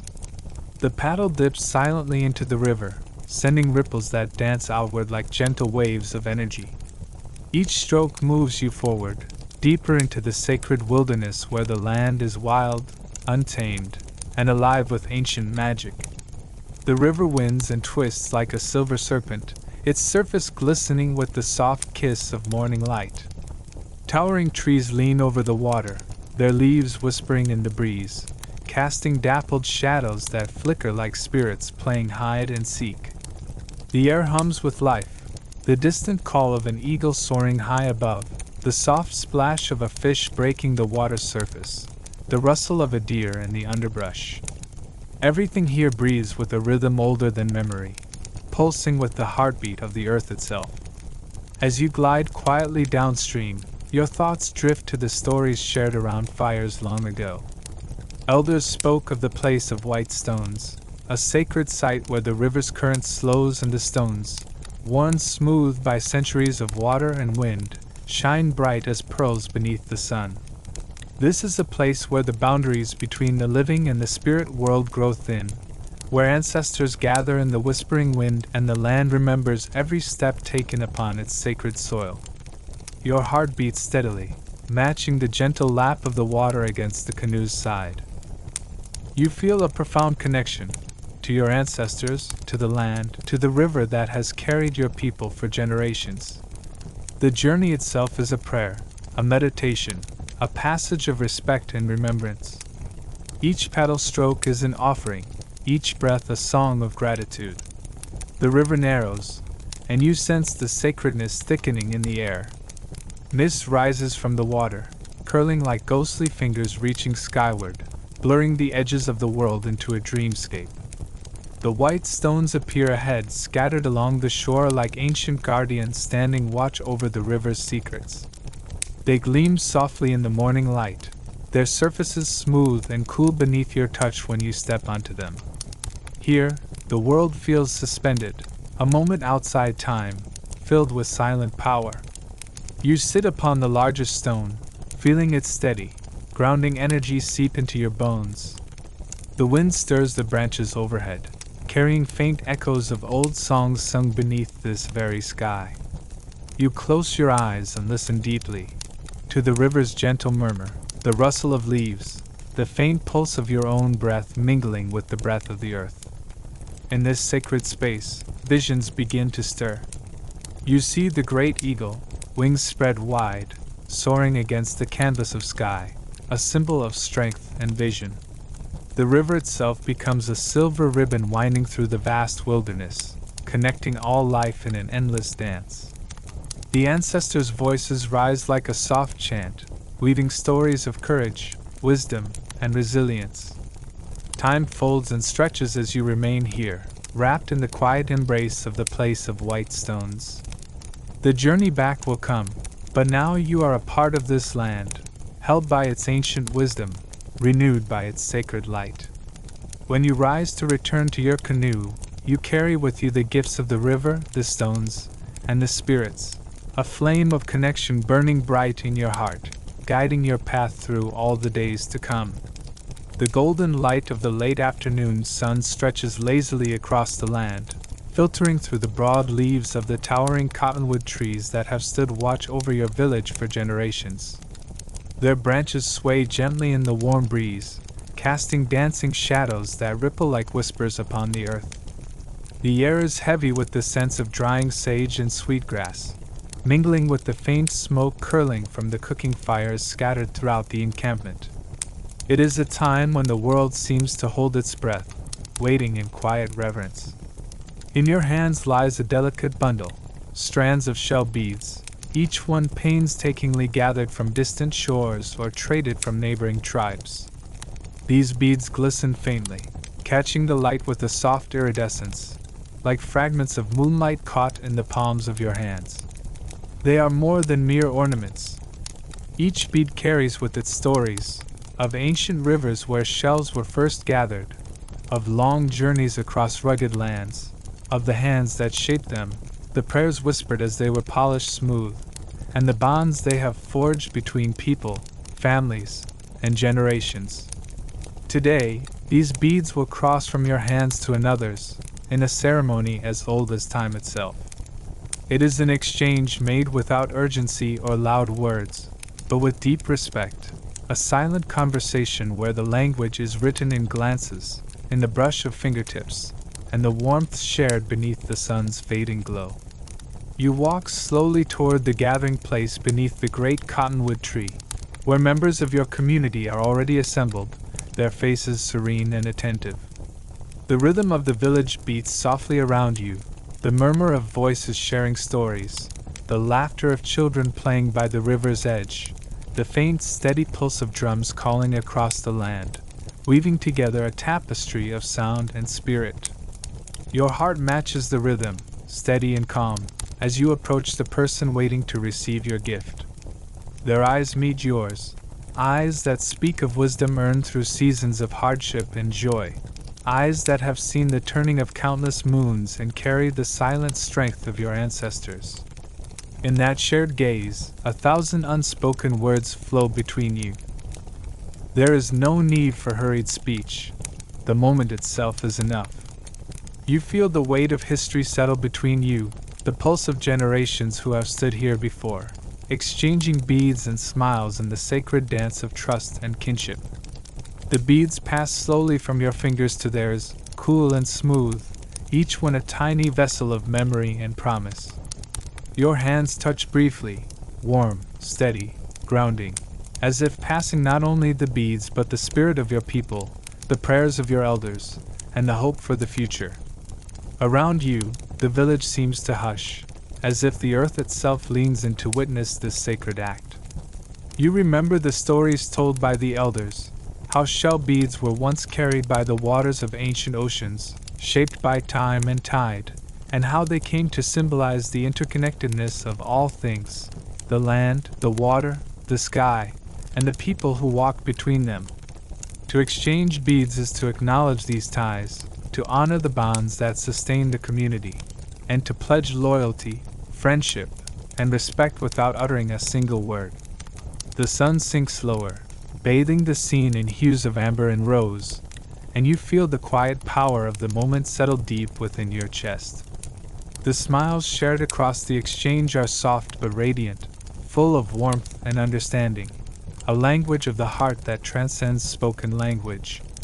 It is in these silent smiles that trust is born and nurtured, a gentle flame that lights the way through times of uncertainty and change. As you step back, the beads cradled carefully in the hands now yours, you look around at your people, faces glowing softly in the twilight, eyes reflecting the flicker of firelight, and hearts bound together by threads woven from countless such moments. You feel a profound sense of belonging, of being part of a living story that stretches back to the first breath taken upon this land and forward into the endless unfolding of tomorrow. The path before you will twist and turn, as all journeys do, but this exchange, humble, quiet, and profound, will remain a beacon in your memory.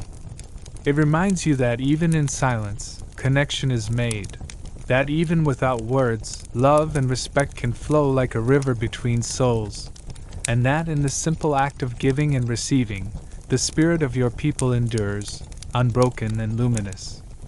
The day has finally slipped away, leaving behind a vast sky brushed in indigo and sprinkled with 1,000,000 glimmering stars. The river flows steadily beside you, its voice a soothing whisper that threads through the silence like a timeless lullaby. The water glints faintly in the moonlight, reflecting the silver sheen of the sky and the dark silhouettes of the towering trees that line the opposite bank. Each ripple and eddy seems to carry a story, a secret passed from the mountains to the valleys, from the past into the present. You lie on a bed of soft moss and fallen leaves, the earth cool but welcoming beneath you. The scent of pine needles and rich soil fills your lungs as you breathe deeply, letting the calmness settle into your bones. Nearby, the last embers of your fire flicker weakly, casting long shadows that dance gently in the night air. The warmth from the fire fades slowly, yet you feel embraced by the vastness of the land and the protective quiet it offers. Just beyond the light, the night awakens with sounds both mysterious and familiar. The wind carries distant rustlings, the soft steps of small animals moving through underbrush, the crack of a twig breaking in the darkness. Then, the wolves begin to sing. Their voices rise in a haunting chorus, long and mournful howls that weave together like an ancient melody stretching across the hills and trees. The sound is neither threatening nor frightening. Instead, it holds a solemn, sacred quality that speaks directly to your spirit. You remember the stories told by your elders, shared beside fires much like this one. They say the wolves are the keepers of balance, guardians of the wild places where human feet rarely tread.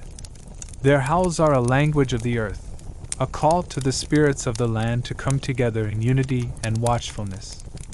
The wolves know the secrets of the forest, the shifting patterns of the stars, the cycles of the seasons, the paths of animals, and the hidden places where the earth breathes deepest.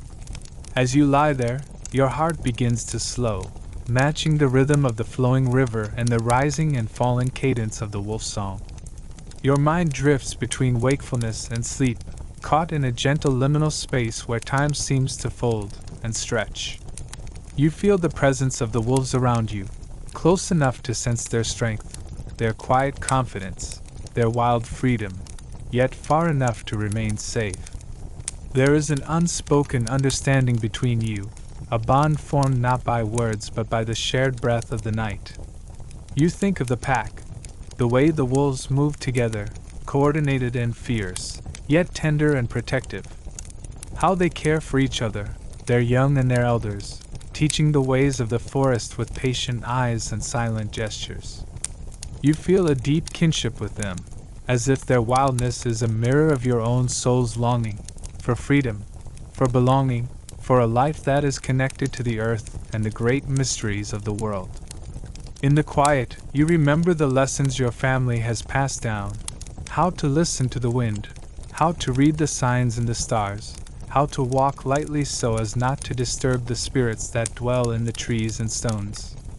You recall the first time you heard a wolf's howl, a sound that startled you then but now brings comfort and strength.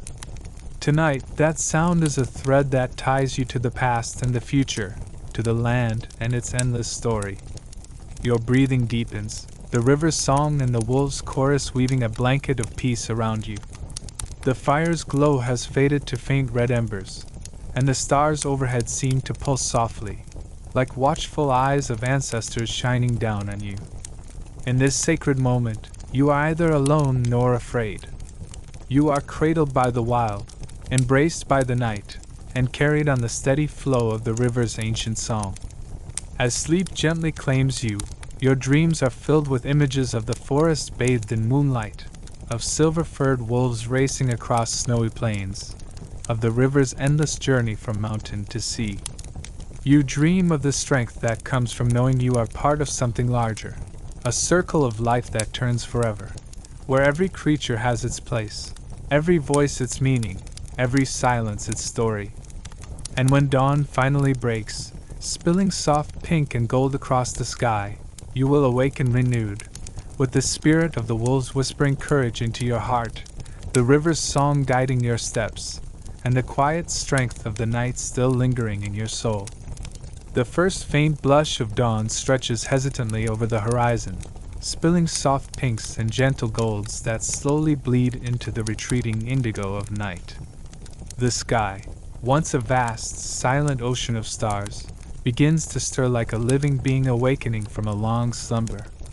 You lie on the cool earth beneath the towering trees, your breath mingling with the crisp morning air, rich with the scent of pine resin and damp soil. The world feels suspended between two moments, night's last sigh and day's first breath, and you are caught within this sacred pause. Above you, the colors shift subtly, as if painted by the brush of some unseen spirit. Wisps of clouds gather and drift like ancient spirits weaving tales into the fabric of the sky. The sun's golden fingers stretch across the landscape, casting long shadows that crawl and retreat among the trunks of the great trees. Each change in light feels deliberate, a language older than words, a secret conversation between the heavens and the earth that you are only now beginning to decipher. You listen to the stillness and the whispers of the morning, the gentle rustling of leaves, the distant call of a lone hawk circling high above, the faint murmur of the river winding through the valley.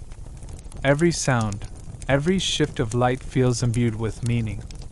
You sense the heartbeat of the land beneath you, steady and eternal, calling you into deeper understanding. In this fragile dawn, memories rise, stories told by elders beside crackling fires, their voices low and reverent. They spoke of the sky as the great storyteller, the keeper of time and change. Each dawn is a gift, a reminder that life is never static. It is a dance of becoming, a constant flow between light and shadow, growth and decay, endings and beginnings. The sky's endless transformations mirror the cycles of your own life. The passing seasons, the waxing and waning of the moon, the turning of your own spirit. You begin to see yourself not as a separate being, but as part of this grand design. The stars that faded away with the coming light, the clouds drifting softly above, the shimmering river, each is a thread woven into the fabric of your existence. This awareness fills you with a profound humility and awe. You realize that understanding comes not from conquering or controlling, but from listening, watching, and honoring the world's natural rhythms. As the sun rises higher, bathing the forest in warm light, you stand slowly, feeling the earth firm beneath your feet. The sky has changed completely now, a vast expanse of brilliant blue dotted with the slow drifting of clouds, each one telling its own story as it journeys across the heavens. You carry with you the lesson of this morning, that the world is alive with meaning, and that by opening your heart to its subtle messages, you begin to understand the deep, unspoken wisdom of the land and sky. With each breath, you feel more connected, more grounded, ready to face the day with eyes and spirit wide open, knowing that just as the sky changes, so too must you, ever growing, learning, becoming. The early morning sun filters softly through the towering pines surrounding the village, its light weaving intricate patterns on the forest floor where the dew still clings to blades of grass like tiny jewels. You rise before the rest, the chill of dawn settling deep into your bones, and make your way quietly toward the Elder's Lodge, a place heavy with the scent of cedar smoke, aged wood, and the memories of countless seasons past. Today, you will join the old ones in preparing the sacred paints, a task both humble and profoundly important, one that ties you to the land, your ancestors, and the spirit of your people. Stepping inside, the air is thick with the earthy smell of crushed minerals, mingled with the faint sweetness of wild herbs and the resinous tang of pine sap. The elders sit in a semicircle on woven mats, their faces marked by years of hardship and wisdom, eyes gleaming with quiet fire beneath the deep furrows of their skin. They welcome you with gentle nods, their presence a reminder of the sacred responsibility you now share, a responsibility to honor the earth and carry forward the traditions that have sustained your people through countless winters, storms, and trials. Before you lie shallow bowls carved from stone and clay, each filled with pigments, ochre red, the color of blood and life, harvested from the iron-rich earth beside the winding river, deep black, from charcoal ground fine after the last great fire, symbolizing night, mystery, and the power of transformation, and soft white clay, pure as the clouds above, gathered from the sacred spring where the water sings with ancient magic. These pigments are not simply colors, they are the breath of the earth, the voices of your ancestors, and the sacred language of spirit. Your hands tremble slightly, not from fear but reverence, as you pick up the smooth grinding stone, worn smooth by generations of use. You dip it slowly into the shallow bowls and begin to crush the minerals into fine powders, the grains whispering secrets beneath the steady motion. The elders watch you closely, their eyes soft but unyielding, as if passing down a silent blessing through their gaze. With each turn of the stone, you feel yourself sinking deeper into the ritual, your breath sinking with the rhythm of the grinding, your heart opening to the stories these pigments carry. The room is filled with a quiet murmur, soft voices recalling the origins of the paints, tales told under star-studded skies by fires that burn bright and fierce. They speak of how the Great Spirit gifted these colors to the first people, so they might mark their faces before hunts, their bodies before ceremonies, and their hands when weaving the great stories into the fabric of the world. The red ochre symbolizes courage and life's fierce vitality. The black, the mysteries of night and the strength to overcome. The white, purity, peace, and connection to the sky above. Every story, every memory, is breathed anew as you work alongside the elders, feeling the weight of time and tradition settle gently on your shoulders. Outside, the wind stirs the branches, carrying with it the scent of wildflowers and the faint murmur of the river far below. You pause briefly and look out the small window, the colors of the forest vivid in the morning light, the greens, browns, and golds blending like a living painting. You realize that the pigments in your hands come from this very world, each grain a fragment of rock, soil, and ash that holds the spirit of the land itself. The connection is sacred and unbreakable. As you mix the powders with water drawn from the sacred river, the colors darken and thicken, becoming something more than earth and water. They become the medium through which your people speak to the spirits, to the past, and to the future. The elders begin to sing softly, a low, rhythmic chant that fills the room and seems to pulse in your very veins. The song is old, older than memory, a prayer woven from the breath of the wind and the heartbeat of the land. You feel your soul stirred, a flame kindling deep within. Preparing the sacred paint is not just a task, it is an act of worship, a joining of your spirit with the endless cycle of life and death, growth and renewal. You are part of a long chain of hands that have ground these minerals, mixed these waters, and sung these songs, linking you to ancestors whose names are lost but whose presence lingers like shadows beneath the stars. When the final bowl is full, and the paints gleam like liquid earth and fire, the elders nod with quiet satisfaction. You sit back on your heels, feeling the cool wood beneath you and the steady hum of the world around you. The sacred paints are ready for the ceremonies to come, the dances that call the spirits, the faces painted for war and peace, the blessings whispered over new life. As you step back into the sunlight, the colors seem brighter, the world sharper, as if the earth itself has breathed new life into your veins.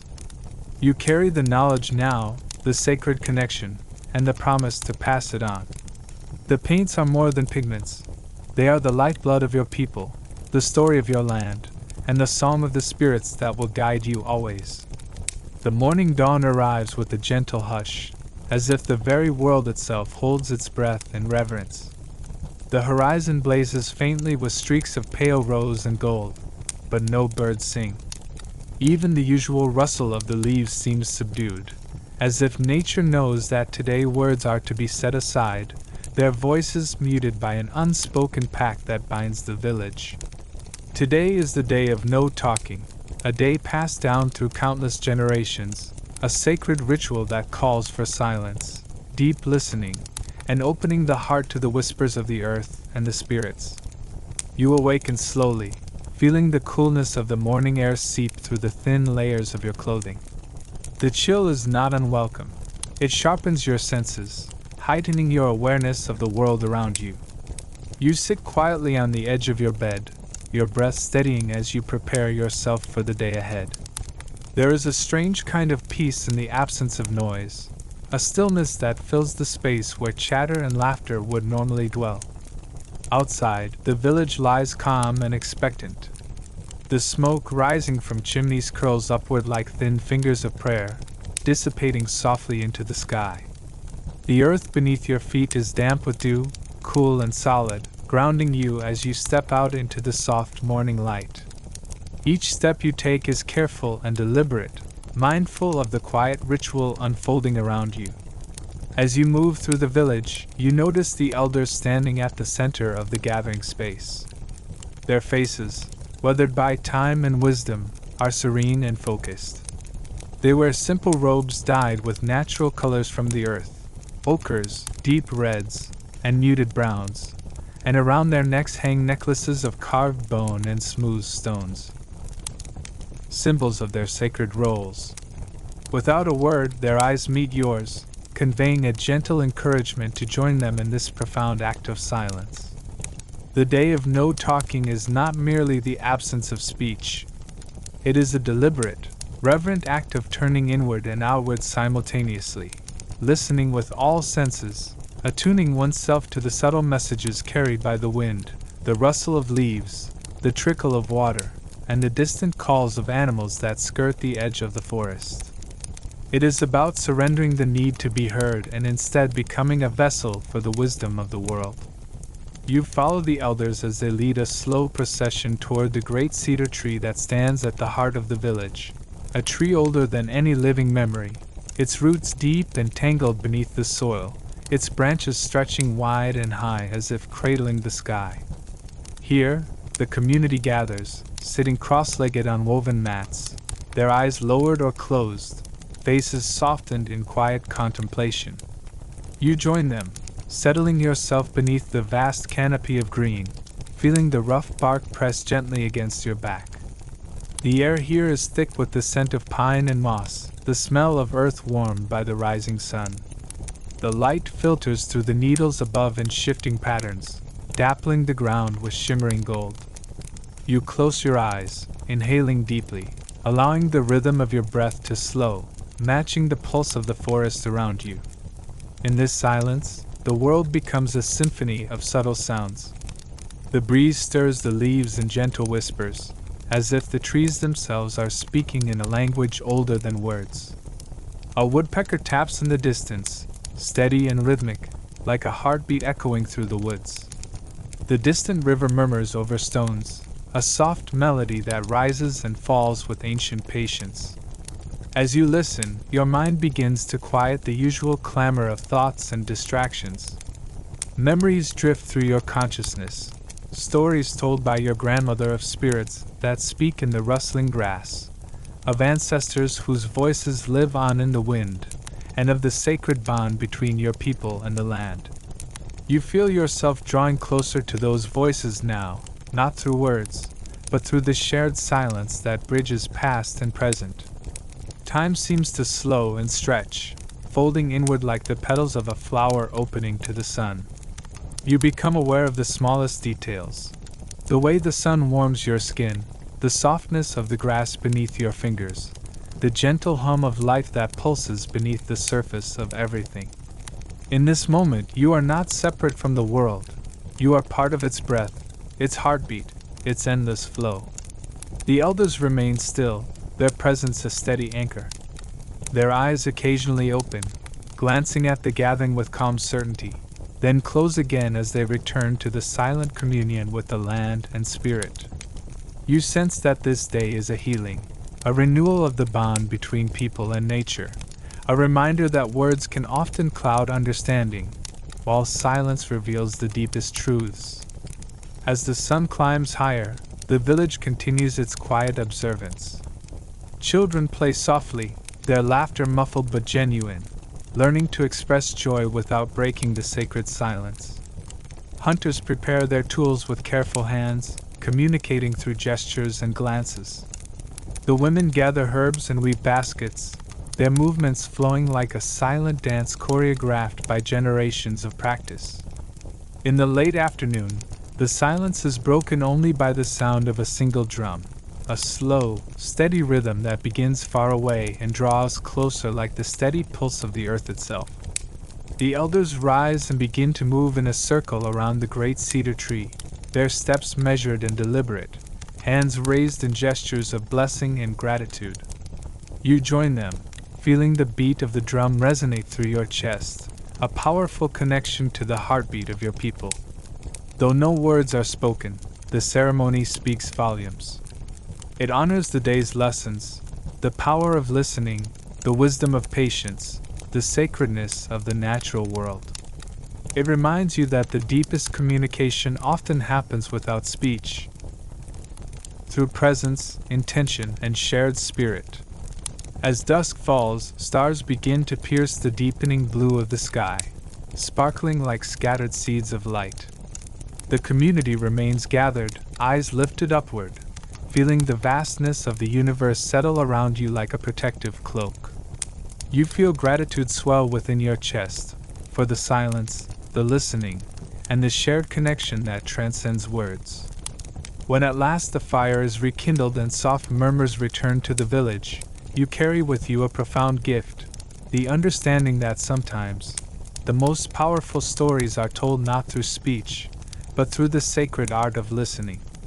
The night wraps itself around you like a thick, velvet cloak, soft and silent except for the slow rhythm of your own breath. The fire has long since died to glowing embers, and the village rests beneath a sky thick with stars, cold, distant, yet strangely close in their quiet watchfulness. As you drift into sleep, the world of waking fades, and a different realm begins to open before you, where shadows dance and spirits whisper in the language of dreams. In this place, you find yourself standing on the edge of a vast canyon, its walls rising jagged and proud beneath the pale light of a full moon. The air smells of sage and earth, cool and sharp with the scent of pine needles crushed beneath your feet. Above you, the silence is broken only by the distant cry of a hawk, soaring high on unseen winds. This is no ordinary hawk. Its feathers shimmer with a strange light, iridescent like the surface of a river at dawn, and its eyes hold a knowing that pierces through the veil between worlds. It glides without haste, without urgency. It does not dive or strike, does not chase the shadows of prey below. Instead, it moves with quiet grace, surveying the land with calm purpose. You watch the hawk as it circles overhead, a guardian spirit watching over the land and all who dwell within it. There is a lesson hidden in its flight, a message that you struggle to grasp, caught between the waking world and this realm of symbols and meaning. As the hawk descends slowly, it lands beside you on a rock warmed by the moonlight. Its eyes meet yours, and in that silent exchange, you feel a deep peace settle in your heart. The hawk's presence is not one of hunter and hunted, but of watcher and protector. It teaches you that strength is not always shown through action or conquest, but sometimes in patience, observation, and the wisdom to know when not to strike.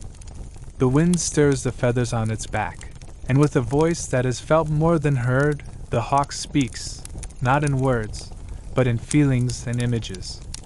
You see visions of your people, your ancestors moving silently through forests, listening to the heartbeat of the earth, living in harmony with the land rather than fighting against it.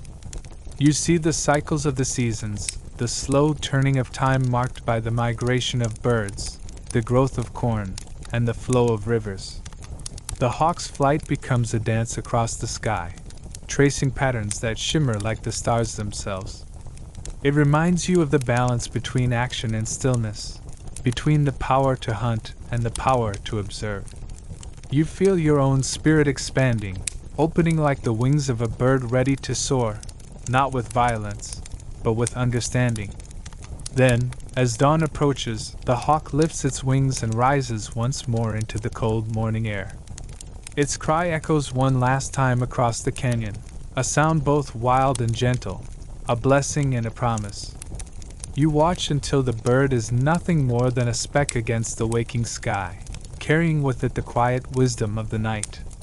When you awaken, the memory of the dream lingers like the faint scent of cedar smoke on the breeze. The lesson of the hawk, the strength in patience, the power in watching without hunting, fills you with a newfound clarity. You carry this dream with you as a guide, a spirit companion that will walk beside you through the days ahead. In the silence of the morning, as the village stirs and the sun climbs higher, you feel a quiet gratitude for the wisdom gifted by the hawk that does not hunt. You understand now that sometimes the greatest strength lies in restraint, in knowing when to act and when to simply watch and learn. The early morning light filters softly through the dense canopy overhead, scattering delicate patches of gold and green across the forest floor and the gentle stream that winds like a silver ribbon through the trees. The air is cool and fresh, heavy with the scent of damp earth, moss, and the faint sweetness of blooming wildflowers that shyly peek from the shadows. You settle yourself on a smooth stone at the water's edge, the surface warm where the sun has already kissed it. Around you, the forest hums quietly, a symphony of rustling leaves, distant bird calls, and the soft murmur of water over pebbles. In your hand, you hold a single leaf, plucked from an ancient oak that has stood guard over this place for generations. Its edges are tinged with the first soft browns and reds of autumn, its veins a delicate web of life and time. You watch it closely, tracing the intricate patterns woven into its fragile form. A lifetime of seasons captured in this one small vessel. Slowly, gently, you release it onto the cool surface of the stream. The leaf catches the current immediately, beginning its slow and unhurried journey downstream. It bobs and drifts, carried by the unseen hands of the water, weaving between clusters of moss-covered rocks and curling around fallen branches that jut out like the fingers of the forest itself. The sunlight dances on the ripples, casting flickering reflections that shimmer and ripple across the leaf's surface like ancient runes etched by the spirit of the river. You watch, spellbound, as the leaf twists and turns with the flow, a silent traveler on the winding path. It pauses briefly where the current slows, caught in eddies that swirl gently like whispered secrets, before being swept onward again, dancing over smooth stones and skimming beneath overhanging branches heavy with spider webs glistening in the light. The leaf's slow, deliberate journey becomes a meditation, a lesson taught without words. Time seems to stretch and dissolve around you. Minutes slip into hours, and yet you remain rooted to your stone, your eyes never leaving that small fragment of nature's passage. The world around you fades into a soft blur, the worries of yesterday and the uncertainties of tomorrow melting away with the morning mist. In this quiet vigil, you find a rare peace, a connection to something far greater than yourself. You think of your ancestors, those who walked these lands long before you. How many of them must have sat by these same waters, watching the seasons turn and learning from the steady, patient rhythms of the natural world. This leaf, drifting on the current, carries their stories too, stories of survival and harmony, of respect for the land and its ancient wisdom. The leaf's journey mirrors your own in ways you hadn't noticed before. Just like the leaf, your life flows with currents both visible and unseen, the gentle pushes and pulls of fate, the quiet nudges of intuition, the sudden obstacles that test your strength. Sometimes you find yourself caught in a still pool, motionless and uncertain. Other times you are swept forward with exhilarating speed, your path clear and full of purpose. Yet through it all, the current never ceases, the flow of time, of life, always moving forward. You realize now that there is no need to struggle against this flow. Resistance only brings exhaustion and pain. Instead, there is wisdom in surrender, in letting go of control and trusting the journey, however winding or slow it may seem. Like the leaf, you learn to navigate the twists and turns, to pause and rest when needed, and to embrace the beauty of each moment along the way. The forest around you breathes with life, a symphony of quiet, ancient voices. The soft call of a hawk echoes across the sky, the rustle of a squirrel chasing through the underbrush, the gentle splash of a fish breaking the water's surface far downstream. You are a part of this living world, connected to every leaf, every stone, every breath of wind.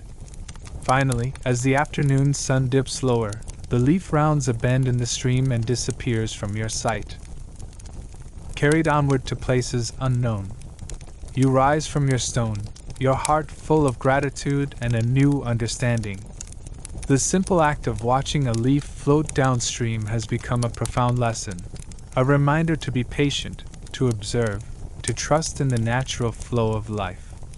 As you walk back toward the village, The sounds of daily life return: children's laughter, the steady rhythm of work, the murmur of voices sharing stories. But something within you has shifted.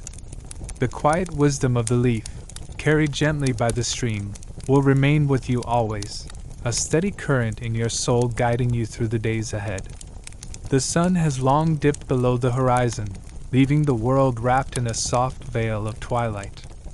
The sky, once blazing with colors of amber and rose, now deepens into a vast tapestry of fading blues and purples. You sit quietly by the edge of the village, where the trees thin and the open plains stretch wide beneath the stars. Tonight, something feels different. The usual silver glow of the moon, your faithful companion in the dark, is missing, swallowed by the thick blanket of night. You lift your eyes, searching the heavens. The stars twinkle faintly, like distant fires burning in the vast cold, but the moon, your steady guide through countless nights, refuses to rise. Its absence feels like a hollow silence in the sky, a missing heartbeat in the rhythm of time. The darkness presses in, deeper and heavier than before, as if the world itself is holding its breath. Around you, the village grows still. Fires burn low, casting flickering shadows on wooden walls and the faces of those who whisper prayers for the moon's return. The elders gather near the great fire pit, their voices low and reverent, recounting stories passed down through generations, tales of the moon's journey, its sacred dance with the earth and sun, and the balance it keeps in the cycles of life. You listen closely, feeling the weight of their words settle deep in your soul. The moon is not just a ball of light in the sky. It is a guardian of dreams, a keeper of secrets, a silent witness to the lives of your people.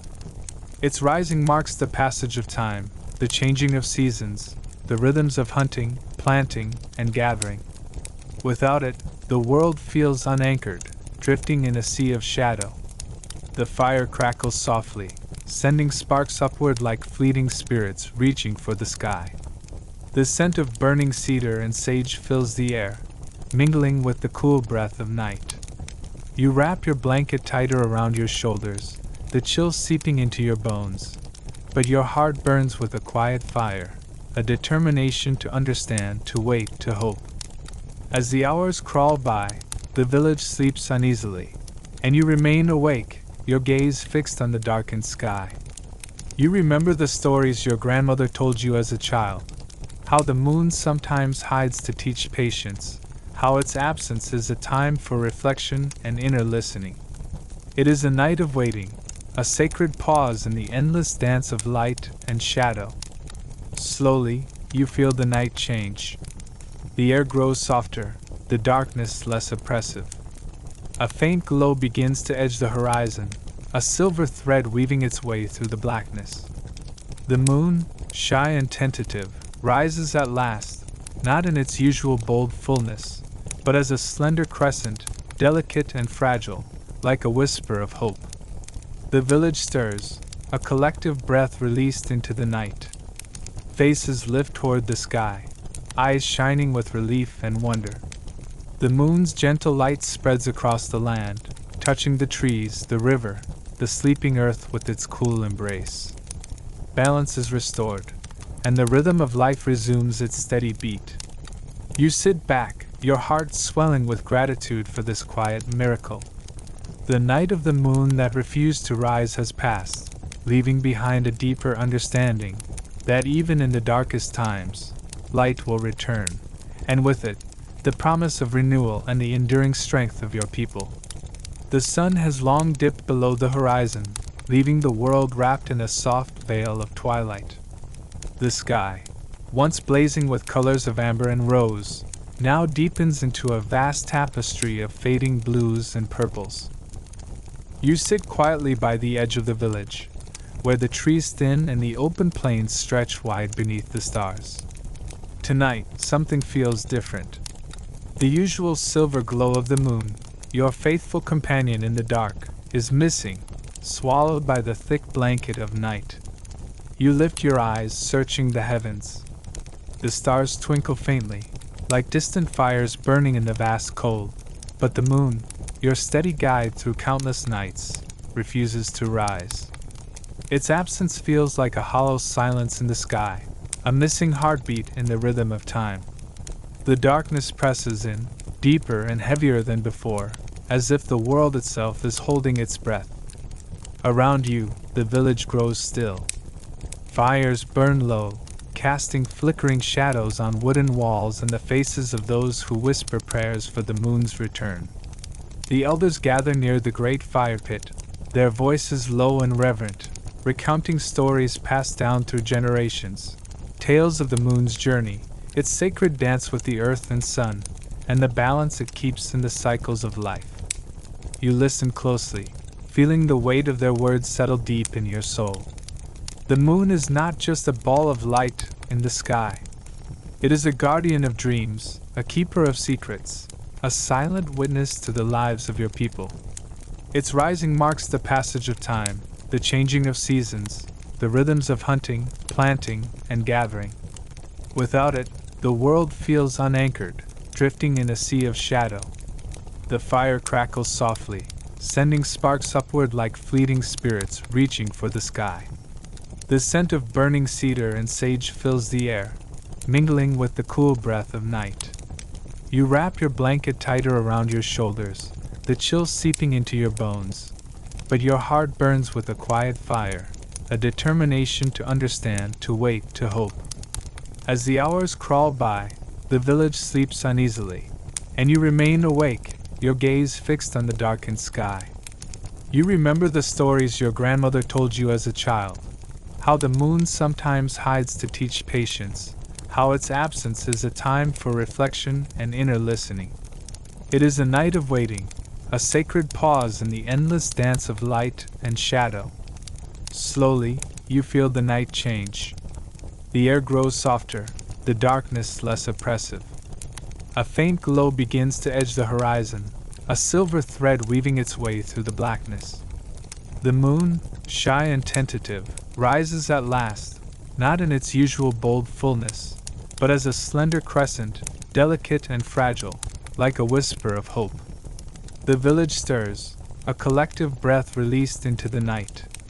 Faces lift toward the sky, eyes shining with relief and wonder. The moon's gentle light spreads across the land, touching the trees, the river, the sleeping earth with its cool embrace.